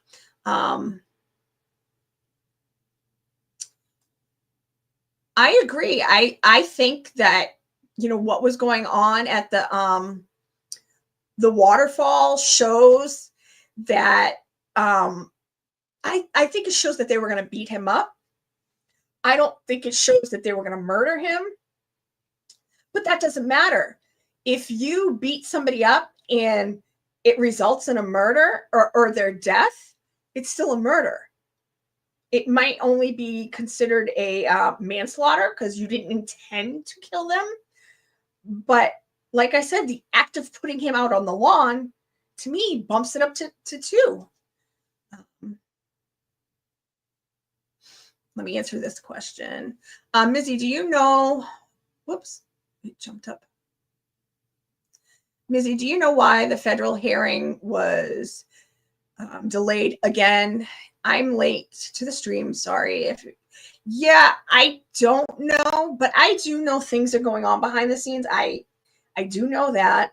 I said at the beginning of the stream that the FBI, I can say with 100% that they are still investigating Sandra's case. They are still working on this case. So I don't know if that's part of the delay, but I do know that there are things going on behind the scenes with both sides. I'm not saying they're giving him a deal. I'm not meaning it to sound like that, but there are things going on behind the scenes that we're not seeing. And I'm hoping that it stinks that it's not till July, but it kind of is good because, Karen's trial will be over by then. So we can refocus on to Sandra's case. And hopefully we can get a good turnout to Matthew Farwell's next hearing. I believe this one's in person. I believe this isn't online. So hopefully we'll be able to bring more to that. Yeah, I agree. I think it's wrong that he was removed from the third party culprit. I do believe he was involved, especially since they did so much to, make it be that he was not there when he was, and it's just, there's so much shadiness around him and them saying he's not there. And they've already proved that they're liars about the timeline because they were saying Caitlin wasn't there when she was. She was the last person to leave, actually. And she most likely left with Chloe. Sandra B. Thank Mizzy for all of her heart she has put into this for Sandra. I'm proud of her for what she has done. Thank you so much. Thank you. Like I said, we are a team. It's not just me who does everything. Barb had to leave because she doesn't feel good, but Barb has been my partner through all this. If you haven't seen my interview with Barb, please go watch that. It was awesome. It gives you a little bit more of what we did, and how much hard work we worked. How much work we put into getting Sandra's case out there, and she was instrumental in it, and she's my partner in everything that we've done for Sandra. And we also have our mods, they're part of the team too. You know, it's not just me, it's a whole group of us. And, you know, we appreciate everybody we appreciate everyone who comes out to the standouts. You know, we need all of us. It's a community and we need everyone's help. So thank you. You know, again, thank you everybody for being here tonight. If you're not subscribed, please make sure you subscribe. Okay, I think I've got answered all the questions, and let me get back to this video so we can end it for the evening in a little bit. Before you consider any electronic communications in your deliberations, you must first find that it is more likely true than not that the person who either authored or created or transmitted the communication was in fact the person alleged. So here we have communications allegedly between Ms. McCabe and her sister. Before you can consider them, you must find that it's more likely than not that they were the people who sent and received those. If you do not find it's more likely true than not that the person alleged to have created or sent them, then you may not consider the electronic communication in deciding your case. Now, when you read or hear about these text messages, you may not consider the statements for their truth, but you may consider them solely for the limited purpose of understanding the state of mind of here, Ms. McCabe, when she sent those messages. All right, so now that's what I needed to do. Mr. Jackson, your turn. Thank you, Your Honor. With the court's permission, I would ask that the January 29th text be published. Yes. When someone fails to pay their property taxes, the government actually creates certificates on that debt. You can buy that debt from the government by paying the taxes. Then when the owner finally pays, you get the interest owed from the delinquent bill. And if they never pay the property, it goes into foreclosure where you can invest in it. Yeah, I was just going to say, could you please enlarge that? Any way to make that bigger? We'll take one bubble at a time. Ms. McCabe, do you need lights on or are you okay? Oh, I'm okay. All right. Thank you. Ms. McCabe, does this appear to be a representative copy of what you're looking at? It's just been marked for evidence? Yes, it does. Starting at that top text, which is the green bubble here. Can you see at the very top where it says from, there's a redaction? Yes. The last four digits of that phone number, do you recognize that? Yes. Is that your phone number? Yes. Do you see just beneath it, it says to, and there's a line that says Coco? Yes. Is that your sister? Yes, That's it is. Nicole. Yes. And if you look down in the bottom right corner of this exhibit, do you see a time and date stamp? Yes, I do. What is that time and date? It's 1/29/22 at 7:54. Is that 7:54 p.m.? Yes. Okay. Can you read for the jurors what you texted to your sister at 7:54? Sure. Carrie talked to the cops and kept it simple. Who's Carrie? Carrie Roberts. And this is a text that you sent about Miss Roberts' interview with the police. Yes, it is. If Mr. Woke, can we pull up the next text, please? Do you see the response in the blue bubble? Yes, I do. Who's responding to whom? I'm responding to my sister, Nicole. Can you please tell us the time? We know it's the same date. What time is that? That would be 7:56. I may have misheard you. The blue bubble is from whom? It's from my sister, Nicole. To whom? To me. Okay, I may have misheard you. I thought you said the reverse. I want to make sure we're very clear. The blue bubble is from Nicole. The green bubbles are from you. Yes, correct. Got it. And this text says, I'm sorry, read that for me one more time. Sure. Okay. Try and get some sleep. Talk tomorrow. Next text, please. What's the time of this text? 7:57. This is from you to Coco, to Nicole? Yes. What does that text say? Any update? What did you mean by any update? I meant had she heard anything or learned anything new? Next text, please. Do you see a response from your sister to you? Yes. What does that say? We'll get more info tomorrow. Don't want to text about it. Next text, please. Is this a text from you to your sister, Nicole? Yeah. That text was so shady. It's not the fact that she said, we'll get more information tomorrow. If you take their word, they would want to know more information. But to say, don't want to text about it, that part is very, very, very shady. All right, I'm going to fast forward a little bit so we can get into the ones for the group text for all four of them.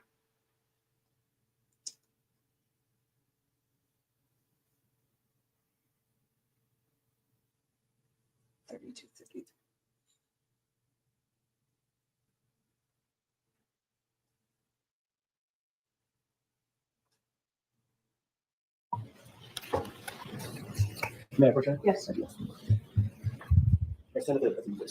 don't have a separate copy for? I do. I'm going to have this one after this remark. Okay. Just in case you recognize what was depicted in these documents? Yes. This is a group chat between and among yourself, Nicole Albert, Chris Albert, and Rebecca. I don't believe Chris Albert's on that. I'm sorry, my mistake. Brian. Yeah, Brian, sorry. So for you? Yes. Okay. And this appears to be a group chat that was engaged between among y'all on February. I'm going to try to book it starting about noon, ending about 5 or 5:30. I didn't look, but I'll take your word for it. You just look at the first one. Oh, yeah. February 1st. Yeah. Mhm. Okay. Yeah. And then the last one, same date, around 5:30. Yes. Can I approach? Yes. Just be marked. Same, for identification or inevitable. Same objection, Mr. Chairman? Please. Yes, that can be. 48. With the court's permission to publish, please? Yes. If we start at the second text down. Thank you. Do you recognize what's depicted both on the screen and in your hand? Yes. Does it appear to be the same thing? Yes. Okay. Taking a look at that first text, who is that from and who is it to? Okay. All right. It's from Brian Albert, and it's to myself, my sister Nicole, and Matt McCabe, my husband. If you can orient us, please, and I won't do this with every single text, but orient us for the first text. What date and time is this text? This is February 1st at 12:50. So this is about 3 days after the event in question. Yes. 12:50 noon. Noon, yes. Just before 1 p.m. Yes. What does that text say? Julie said Channel 4 is in D&E. And that's from whom? Brian. So Brian Albert explain what that text means. So Brian Albert is telling us that Julie told him Channel 4 is in D&E. Who's Julie? I'm sorry, Julie Albert. Thank you. Let's go to the next text. Is this in response to the text you just read? Yes. The prior text mentioned Channel 4 and D&E. What is D&E? D&E is a sub shop that is owned by Chris Albert. Is that in Canton? Oh, sorry. Yes, it's in Canton. On the main street of Canton? Yes. Directly next door to what? Waterfall. Across the street from Waterfall? Oh, sorry. CF McCarthy's, yeah. Thank you. Across the street from Waterfall, directly adjoining, they have an adjoining wall to CF McCarthy's, correct? Yes. And D, is it D and E or D in E? D and E. D and E. Okay, Yeah. that's just the name of the pizza sub shop. Yeah. All right. Thank you for that context. Mr. McCabe, can you read what this text says, who it's from and who it's to? This is from Matt McCabe to myself, my sister Nicole, and Brian. Can you read it for us, please? Sure. Eating, I assume. Ask Chris to ask some questions. Tell them the guy never went into the house. What does tell them the guy never went into the house mean to you? How did you take that? I took that as John never came in the house. Who's the guy? John. John O'Keefe. Yes. And the beginning of that sentence is tell them that the guy never came in the house, correct? Yes. And the sentence before that is ask Chris to ask some questions, correct? Yes. So this is Matt McCabe directing that Chris ask questions of Channel 4, correct? I wouldn't say directing. Whatever word you want to use. No, I'm saying that Matt. Suggesting. Yeah, I think we're all looking to find out what happened. So Matt was like, ask some questions. What do they know? And also indicating that Chris should tell them the guy never came in the house, correct? John never came in the house, correct? Okay. You know, this is supposed to be their really good friend.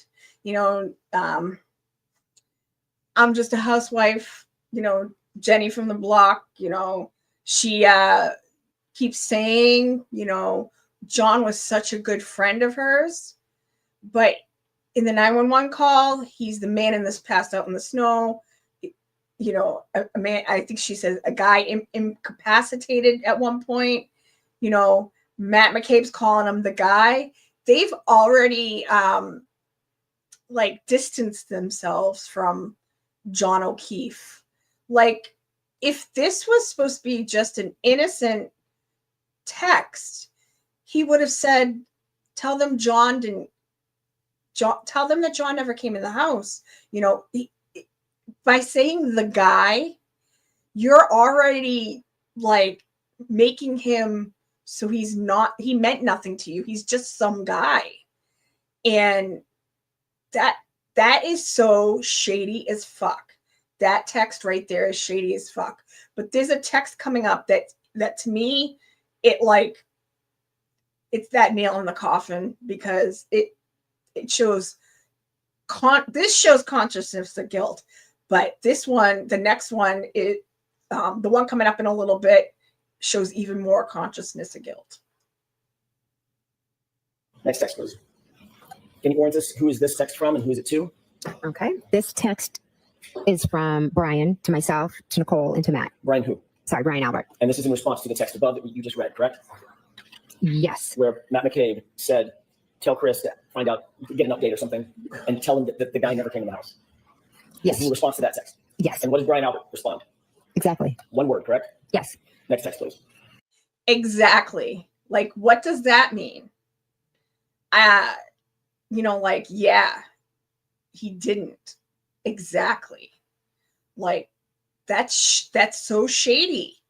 Like, who texts like that? I mean, granted, Brian wasn't as close to John O'Keefe as Jen was and his wife was, but it's still somebody that he knew.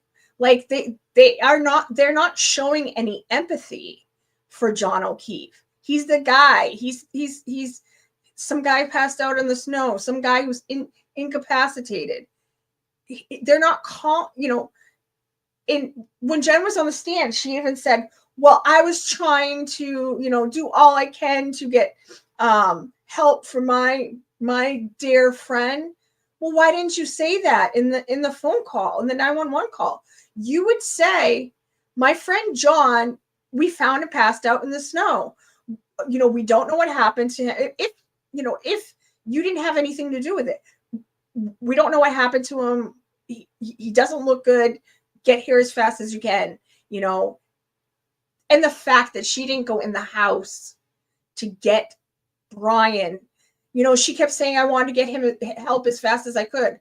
Well, she could have dialed 911, brought the phone over to Carrie and Karen and put it on speakerphone, and then said, you talk to him, you talk to 911, I'm going to run in the house and get blankets and get my brother-in-law. But she didn't do that. And the question is, why? If John O'Keefe meant so much to you, Jen, why didn't you go in the house and get your brother-in-law? And on that, why didn't Brian come out? Because was there injuries to Brian? Did Brian have injuries that would have made it look bad if he came out? That's something I wonder. John O'Keefe and Brian knew each other for years here on duty, but they didn't speak due to what happened to his best friend, Patrick Rogers. Oh yeah, I forgot they probably would have known each other through Patrick. That makes a lot of sense. That absolutely makes a lot of sense. But he still knew him, and he was a fellow police officer. If it was anybody else, if it wasn't something that happened in their house, he probably would have went out there. But the question is why? Why didn't he go out there? I think we all know.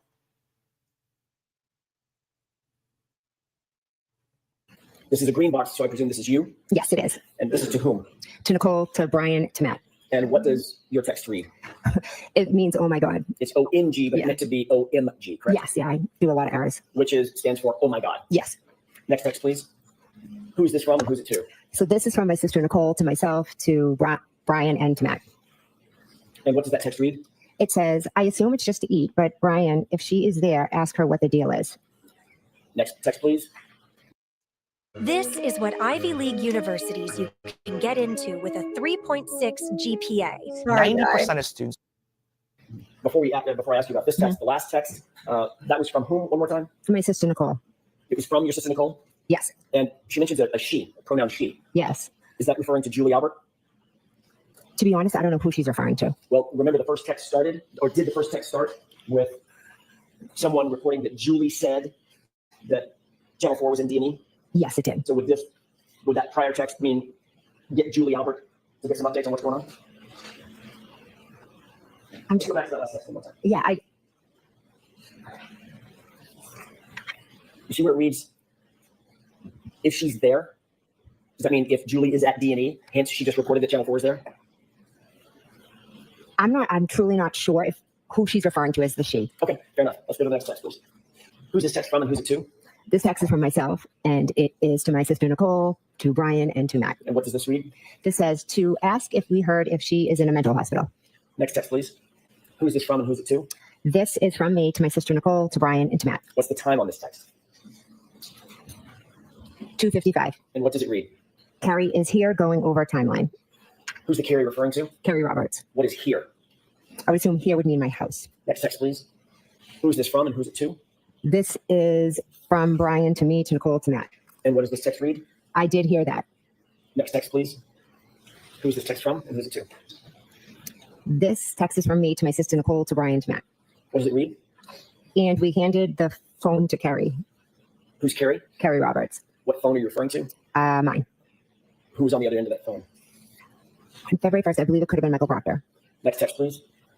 Who's this from and who's it to? This is from me to Nicole, to Brian, to Matt. What does it read? She is telling him everything. Everything is in all caps with an exclamation point, correct? Yes, it is. What's the timestamp on this, Ms. McCabe? 2:55.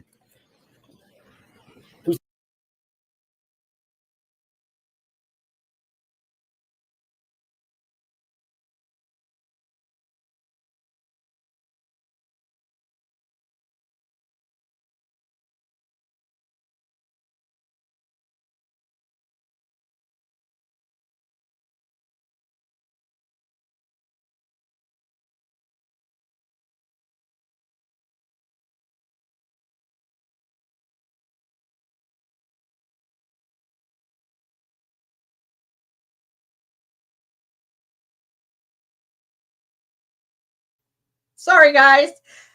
Where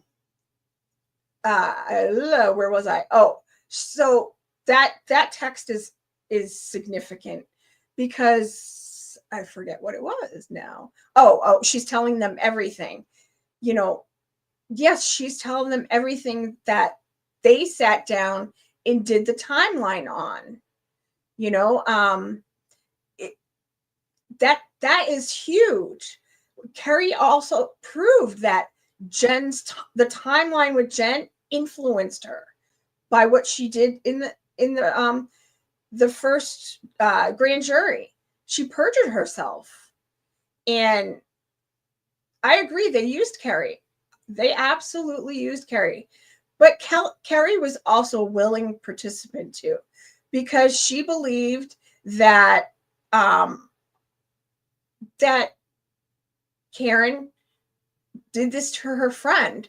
So because she believed that, she was willing to go along with whatever they served up, Hi, Lisa. Welcome. Thank you for joining us tonight.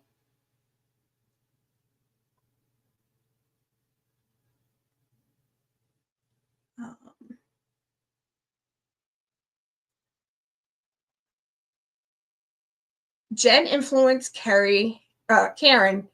Could I have hit him? I agree. I think she did. She probably did. Put it more into her head that what she said. Jen's a very manipulative person, and you could tell she's trying to manipulate you could see her trying to manipulate the jury. Just how she acts. She's very manipulative. So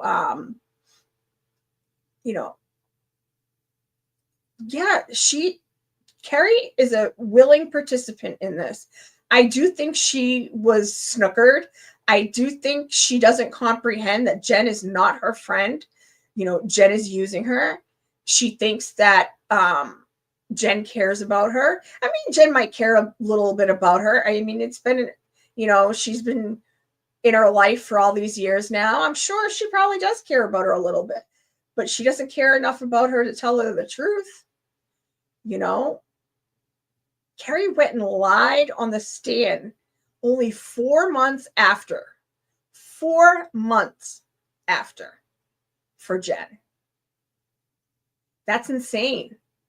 4 months. Just to help Jen to look better. And how she said it, when she said it on the stand, how she said, but it was on the timeline. Like the timeline was gospel. It wasn't.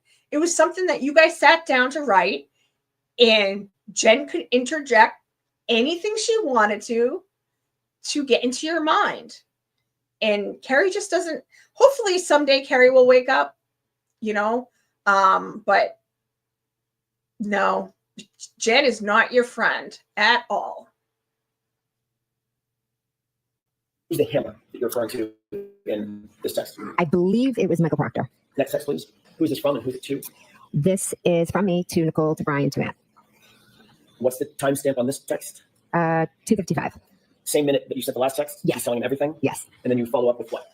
All the stuff. Next text, please. Who's this responsive text from? This is from Matt to myself, Nicole, and Brian. And what's the timestamp on this?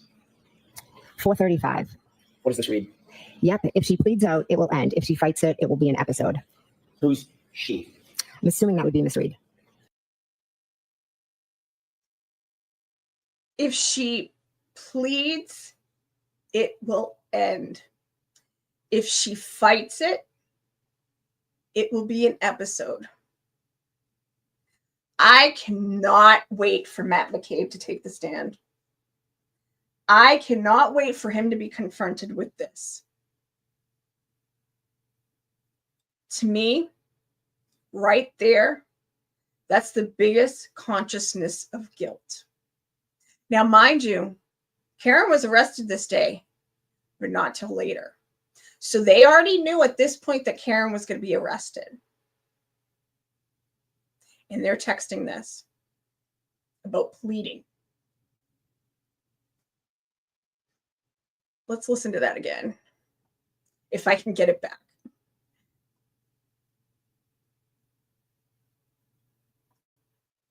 Matt and Brian. And what did you say? What did you write in this text? I wrote you listening. What's the timestamp on this? That is 5:15. I'm sorry, it would be what time? Oh, I'm sorry, 5:15. And in fact, at 5:15, Ms. Roberts was in your house being personally interviewed by Massachusetts State Police, correct? They were there. I'm not sure if this is the exact time, but yes, they did come over. Just to be clear and to orient us, there was a phone conversation that you were privy to between Gary Roberts and Michael Proctor. I think I went too far, but she was earlier in the day, he had called me, and then Carrie had asked to speak with him. And that's the candidate response. Yes. And later, a couple hours later, 5 hours or so, she was still at your house. Michael Proctor came over to you. No, sorry. Massachusetts State Police. Came over and spoke to myself, her, and Matt. And you listening to the group, correct? Yes. Who was that specifically directed to? I honestly don't know. Was there anybody else in the house during her interview other than you and the troopers? My husband, Matt, my daughter, her friend, my other daughter. So of the people on this text chain, the only person that would have been in the house that could have conceivably quote unquote listened would be Matt. Okay. Yes. Okay. Next text, please. Who's this from and who's it to? It's from me to Matt, Nicole, and Brian. And what does it read? Cops here again. You were reporting to the others on this text stream that the police had arrived at your house. They were in your house with you and Carrie, that you just described, correct? Yes, I was just telling them that they were here again. Next text, please. Who's this from and who's it to? This is from my sister. Oh, sorry, Nicole, to myself, Brian, and Matt. And Nicole says, call us after. And what time was this? This was 5:23. Did you take this to mean that she wanted you to call the group after Carrie Roberts' interview and update them about that interview? I took it as if she just wanted, to call and see what the cops said and if there was any update, any information.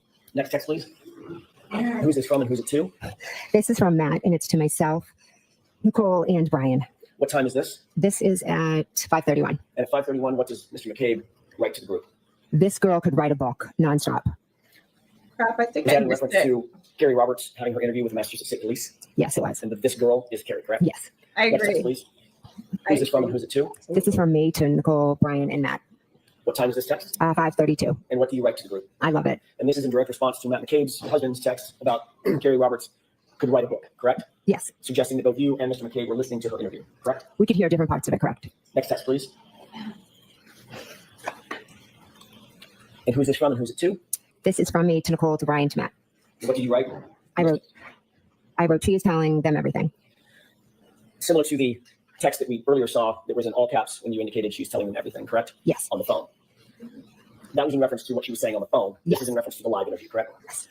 Also indicating that you were listening to and were privy to the content of her conversation with the police. I could hear bits and pieces of it, yes. Enough to say that she's telling them everything. When I used the word everything, I meant it in, not only was she telling them what had happened, but she was also telling them opinions and different things. Okay, so you could hear it that much. I could hear her saying some opinions. Okay. Next text, please. Who's this from and who's it to? This is from my sister Nicole, to myself, to Matt, to Brian. And this is in response to she was telling them everything, correct? Yes. And the text reads what? Good. Next text, please. Who's this from and who's it to? This is from Matt, to myself, to Nicole, and to Brian. And what does it read? He says, going to miss the basketball game at this rate. You mean Matt says? Oh, sorry. Matt says, going to miss the basketball game at this rate. Sorry, I don't know if I went too far or it's coming up, but he's more worried about a basketball game than getting to the bottom of John O'Keefe's death. Like he disrespects John again. The guy never came in the house. We're going to miss the basketball game because Carrie won't shut the fuck up. Matt's an asshole. He tries to come off as like that jolly, chunky guy, but he's a fucking asshole. He's so disrespectful. So disrespectful. And I hope the O'Keefes are seeing this.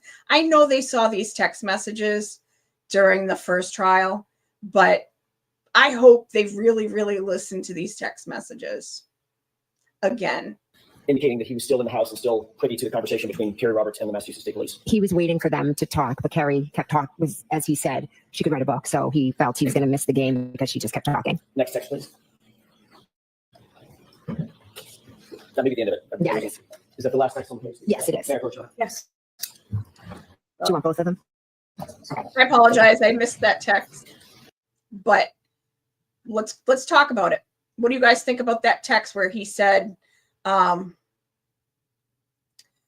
is it? If she pleads, it'll go easy. If she fights, it'll be another, what was the word he used? Episode? What kind of episode are we going to have, Matt? Why do you want her to plead? Because usually when people plead, and especially since what Karen was arrested for that day,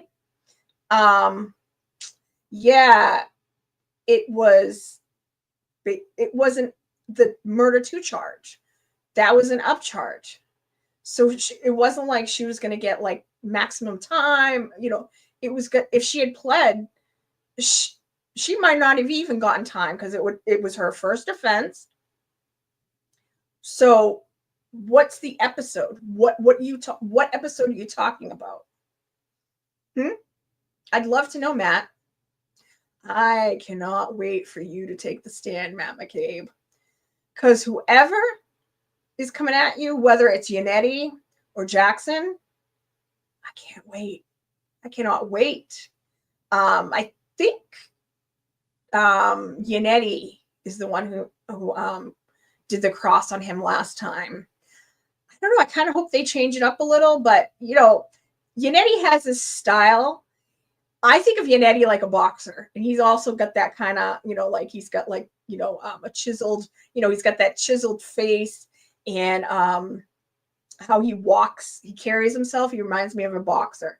And also his style of crossing people is when he first starts, he's just kind of, you know, hitting them and, you know, dancing around a little bit. He's, you know, comes in a little bit, but he dances around and tires that person out just like a boxer.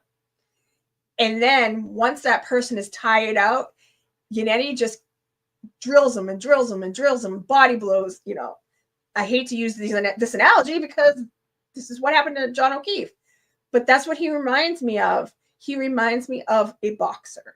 He reminds me of just his style of, he ramps up.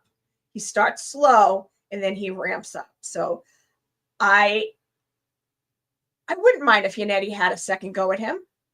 What do you guys think? Who do you want to cross Matt McCabe? I hope to God they ask him. I know some of you weren't here when I was talking about this, but I said I want them to ask, I want Matt McCabe to be asked, are you the one who deleted that Google search from Jen's phone? Because if Jen is saying I didn't delete them, she might not be lying. I think it was Matt. So what do you guys think? Yannetti, Jackson, Nan Gallagher, she's not on the team. I'm sure Nan would love to go after him though. Oops. Alan, Alessi, whoops, wrong one. Alessi, why, thank you for agreeing with me. Yannetti, yeah, I think I would love to have Yannetti get a second crack at him. But I just love, I wish we could see, I wish they didn't have that stupid cam on Karen's table. I wish they would put the camera on whatever the lawyers, the lawyer and the person on the stand. That would make, that would make more sense, because I love watching Alan Jackson work. He just, like, there are times where I just yell, he's so good, and like I get so excited because he's just so good. Yannetti's awesome too, and I mean Alexi is such an amazing gift to this team, and they all have their own styles, and all their styles are very, very, very different. Oh, hi Lulu Bell, thank you for joining us. How are you? How are you? What was that? What did you say? I wouldn't love to. Did you mean I would have I would have loved to see Nan go at Jen. Yeah, that would be interesting. I've never seen Nan in. I mean, obviously, I've seen her do a lot of the interviews. I've never seen Nan in action, actually. Doing her craft. But I mean, like, I think anybody would love to interview, Jen, or not cross Jen, to get her on the stand. I think she's just such a difficult person, and she's tough. It's just, she's such a difficult, and the first, I agree with a lot of people. What a lot of people were saying, the first day he crossed with her, it wasn't going as good. But the third day that he had her, that last day, he really went in on her. So I was very, very glad.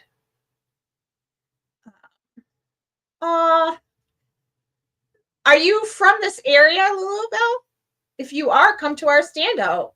We have a standout on May 17th at what is it called?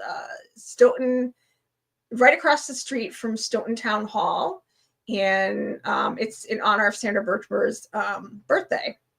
So we're going to do like a little birthday celebration and let the people of Stoughton know what happened to Sandra Birchmore. So if you're in the area, come down. We're doing a contest who makes the best, most creative sign, homemade sign, and all are welcome. Come join us. So, so are there any other questions or any comments about what's going on if you didn't get to watch the whole stream, I apologize. That there were and if you go rewatch, there was I had a few little snafus. I had stuff set up perfectly ready to go, and then I thought one video was the right video, and it auto played, and all my videos got messed up. But so I didn't get to show as much stuff. But I think I showed the most important points, and we had the discussion about about the FBI and my feelings on if they aren't investigating anymore, why. And I can repeat it now because I know a lot of you weren't here. I think if the FBI if the case is semi-closed, it's because when the new administration took over, and I'm not getting into the political, like Trump, people, what people think and what, how people feel about him.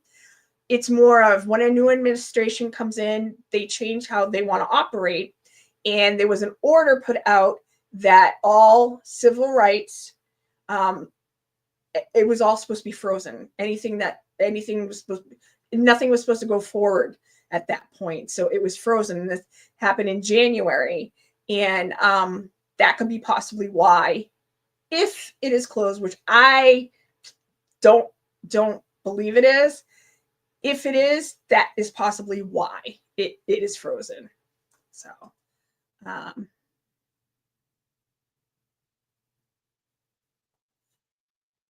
Mizzy, I'll go to that standout. Thank you. Come join us, girl. Cynthia Lynch, I'm in Florida. How are you going to come if you're in Florida?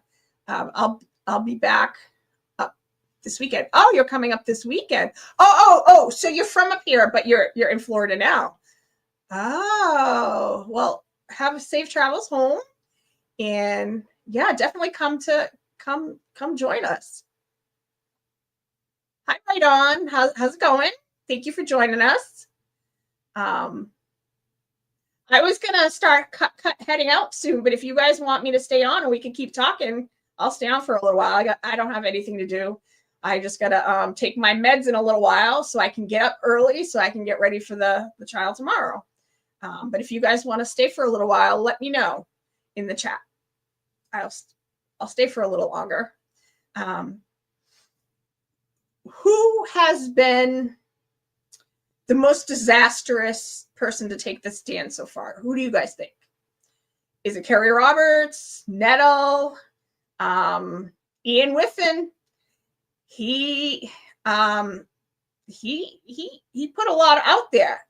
He said that with him saying it was insane that he put it in his report that John could have been in the house.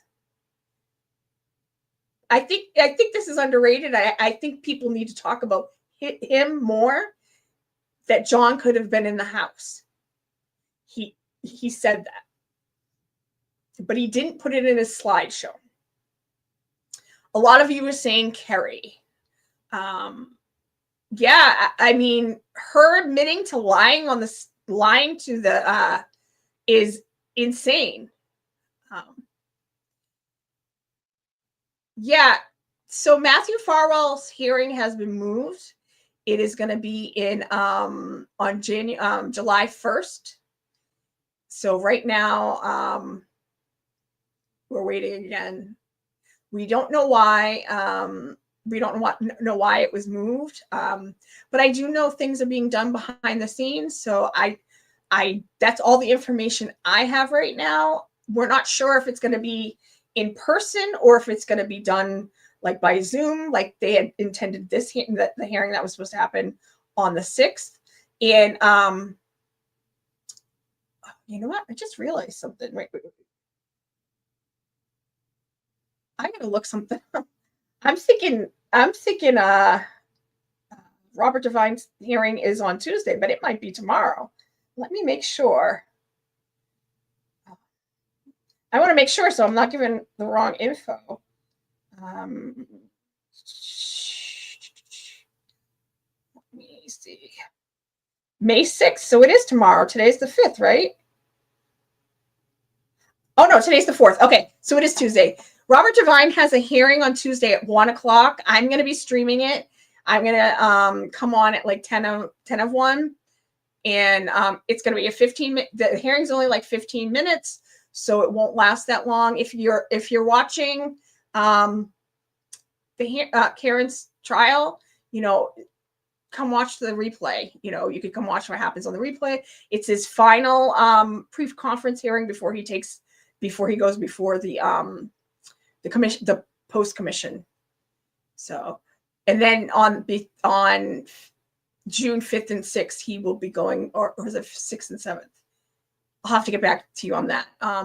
He will be going through before the post commission, the post commission to see if he's going to lose his license to operate as a police officer. You're welcome. Yeah, we're disappointed that this wasn't going to happen, but as long as there's movement on his case, as long as things are being done behind the scenes, I mean, it's disappointing. Of course, we want to see it. We want to see the progress and where things are going and why it's being moved. But if they're making progress on the case, I can't complain about that. It's disappointing. Obviously, we want to be able to see him at the courthouse. The last time we were there, we didn't see him. So I agree. I cannot wait for Proctor. But it'll be interesting if they don't. I want to know if the prosecution's going to call him. And if they don't, how can you not call him? He was the lead detective on this case. It makes no sense, but I can see why they wouldn't want to call him. He is like kryptonite to their case. And hopefully he is smart. And one would hope that he would smarten up, because he is the fall guy for what if this case doesn't, if they can't convict her. And he's a disgrace now. I mean, he was a disgrace before, but to them, they can blame things on him, which a lot of stuff is partly him, but it wasn't just him. Buchanan was part of it. He was by his side at almost every turn. Fanning, Tully, it's all their fault. Tully should be making sure that work is being done. Tully was part of all of it. Same with Fanning. It's like, so it's not just Proctor. Proctor is the main villain of when it comes to Massachusetts State Police, but there are a lot of, there's a lot of villains in that story. And, there's people like the Crawford woman, and she is part of Sandra's case. So, yeah, Fanning. I want to get a shirt made that says "fuck Fanning," but I can't wear that to a Sandra one. But I could wear that down at the courthouse. And I do hope to get down there this year. I didn't get to go last year. Last year, the day I was supposed to go, it was like one of the hottest days of the year, and I just couldn't go. Not with my health. I swell a lot in the heat, and I just couldn't. I knew I would get sick. I would get dizzy, and I get heat stroke very easily. So what has been the craziest thing that's happened for you guys in the trial so far? For me, I think getting Kerry Roberts to admit that she lied in front of the grand jury, that was a big thing. Like I said, the whiffing, him admitting that, that John could have been in the house, that he was in the bubble, and the fact that it was in his report, but he didn't include it in his slides, like he's trying to hide it from the jury, because the jury isn't going to see his report. They're only going to see, they'll probably be able to look at the slides. Just Nettle, he's an idiot. And then people say what they want to say, that, Jen was better this year. I think she was medicated. She was clearly on something, whether it be a gummy or just like, something to calm her nerves and not be so combative. But, Jackson landed some blows, because she admitting that she lied to the FBI towards the beginning of her, testimony shows that she's a liar. It shows to it was a way to show the jury that you cannot believe a word that comes out of this woman's mouth. If she's going to lie to law enforcement for no reason, like there was no reason for her to lie. Why didn't she just say, yeah, I called a few people, called 5 people. It's not that big of a deal. She was showing the jury, I am a liar. You cannot believe a word I say. And as the show was about, lies, lies, lies in the FBI. So like there's the lies that Nettle told. There's that big bombshell lie of Kerry Roberts lying on the grand jury that helped get these charges put on Karen Reed and got her arrested. And then there was a few big bombshells. The bombshell that Jen called her sister. at 5:07. We didn't know about that. That's a big deal. That she talked to her for 38 seconds. That's a big deal. And then that text that we just went through, the one that said the part that Matt McCabe sent. That's why I cannot wait for Matt to take the stand. If she pleads, it'll go easy. If she fights, it'll be, what is that, a huge episode? What the fuck does that mean, Matthew McCabe? That's a big thing. And that's also gives us a window into what's Matt's gonna have to face. And then the fact that they proved that Jen didn't go from One Meadows to Lank's house. She went from her house to 34 Fairview to Lank's house. And she keeps wanting to say we drove by or we stopped by. It was just this quick thing. It was like 6 or 7 minutes, wasn't it? I could be wrong. I could be wrong on that, but I believe it was like 6 or 7 minutes. No, that was a stop. That was a full-on stop. I personally think they should tell the judge they have 2 people they want to add to their witness list. They should say they want to question Denise, Jen's sister, to talk about that timeline. And they should say, you know what? Let's question Kerry's daughter. Shake that. Shake it up. Shake it up. Say you want to question Kerry's daughter. See if Kerry comes forward after that. She's not going to want her daughter to be questioned. But these are things that sometimes come out in a trial. This young woman needs to be questioned. Were they dropping you off or picking you up? Were you in the car? Were you even in the car? Did they pick Nicole up? Did they go into Lank's house? These are questions that we need answered. And that daughter might be able to answer them.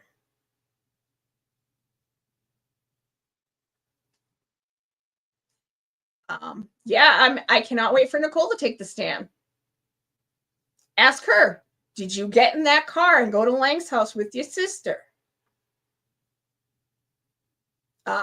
But you're talking about her sister, I believe, Denise. She needs to be questioned. She was the one writing down. She's a fact witness. She was the one writing down that their joint, I can't think of what it's called now. That thing that they went over. Sorry, my brain just like boomed. She was the one who was writing down the information of what they both did. That list that they went over. So she needs to be called to the stand. And I think that's why Jackson was having Jen point her out and getting her name. The timeline. Yes, that's what it was. My brain just went. Good night. Thank you for joining us tonight, Cynthia. Yes, timeline. Are you going to come to our standout? Are you up here?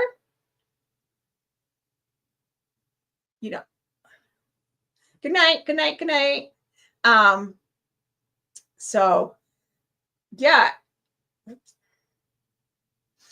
So those are the things I have, to me, those are the big bombshells so far. And I bet there's a lot more to come. Like, I cannot wait for Higgins to be confronted with that video from the bar, the waterfall. I cannot wait for him to be confronted with that. That's going to be fun to watch. Oh, awesome. Good. Hopefully you can make it, Cynthia. Thank you for coming, and hopefully we see you on the 17th. That would be awesome. Thank you.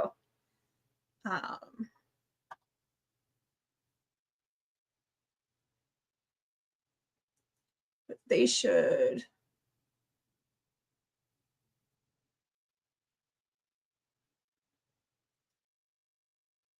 It is It's on the 17th at 1 o'clock.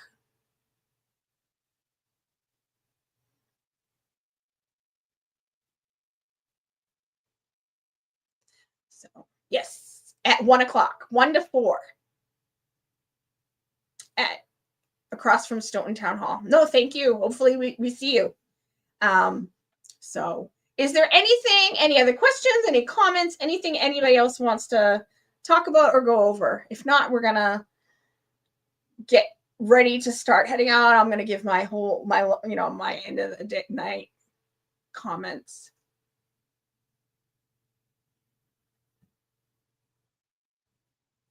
Because who has protection?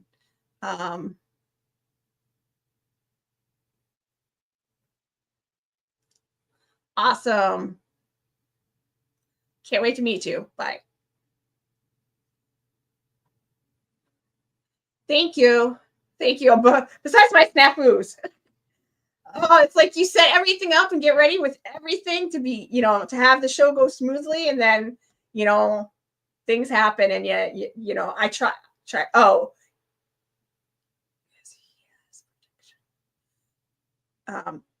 everything, little snafus happen, but you just have to roll with it and just keep moving.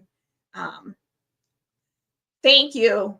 Thank you. I actually feel a little better now. I've been drinking a lot of Mountain Dew, so feel a little better. I just don't know if I'm going to sleep tonight, but that's okay. Yeah, but they're going to go at him hard. They're going to go at Higgins hard, and I am going to be here for it. I cannot wait to see it. Thank you. Thank you, thank you, thank you. All right, guys. I am going to get ready to head out. We need to keep showing up. We need to keep making sure that we're standing up for these victims, standing up for Karen, standing up for John, and especially close to my heart, Sandra, silence is not an option. And, I want to say to people, you got to think about going forward to after when these cases are all said and done. You can't go back to the way things were. You need to make sure that you keep using your voice and keep, talking about injustices and making sure that when you see these type of things happening, that you speak out. Thank you guys. We have to continue standing up for the voiceless, and that's why I speak for Sandra to get her case out there. That's why I took on her case. And, and now, right now, Karen needs us to stand behind her, but we also have to make sure we stand by the victims, because I believe every victim deserves justice. So I added a new little bit of a closing. Let me get the media up. I want to thank each and every one of you for joining me tonight. I will be streaming on Tuesday morning, and see you on Tuesday. And then I will be streaming next week at some point. I'm not sure what day yet. So here's my new closing. Thanks, guys. I am Izzy, and I'm a mixed girl in a mixed up world. Thank you for joining me tonight, guys. Thank you.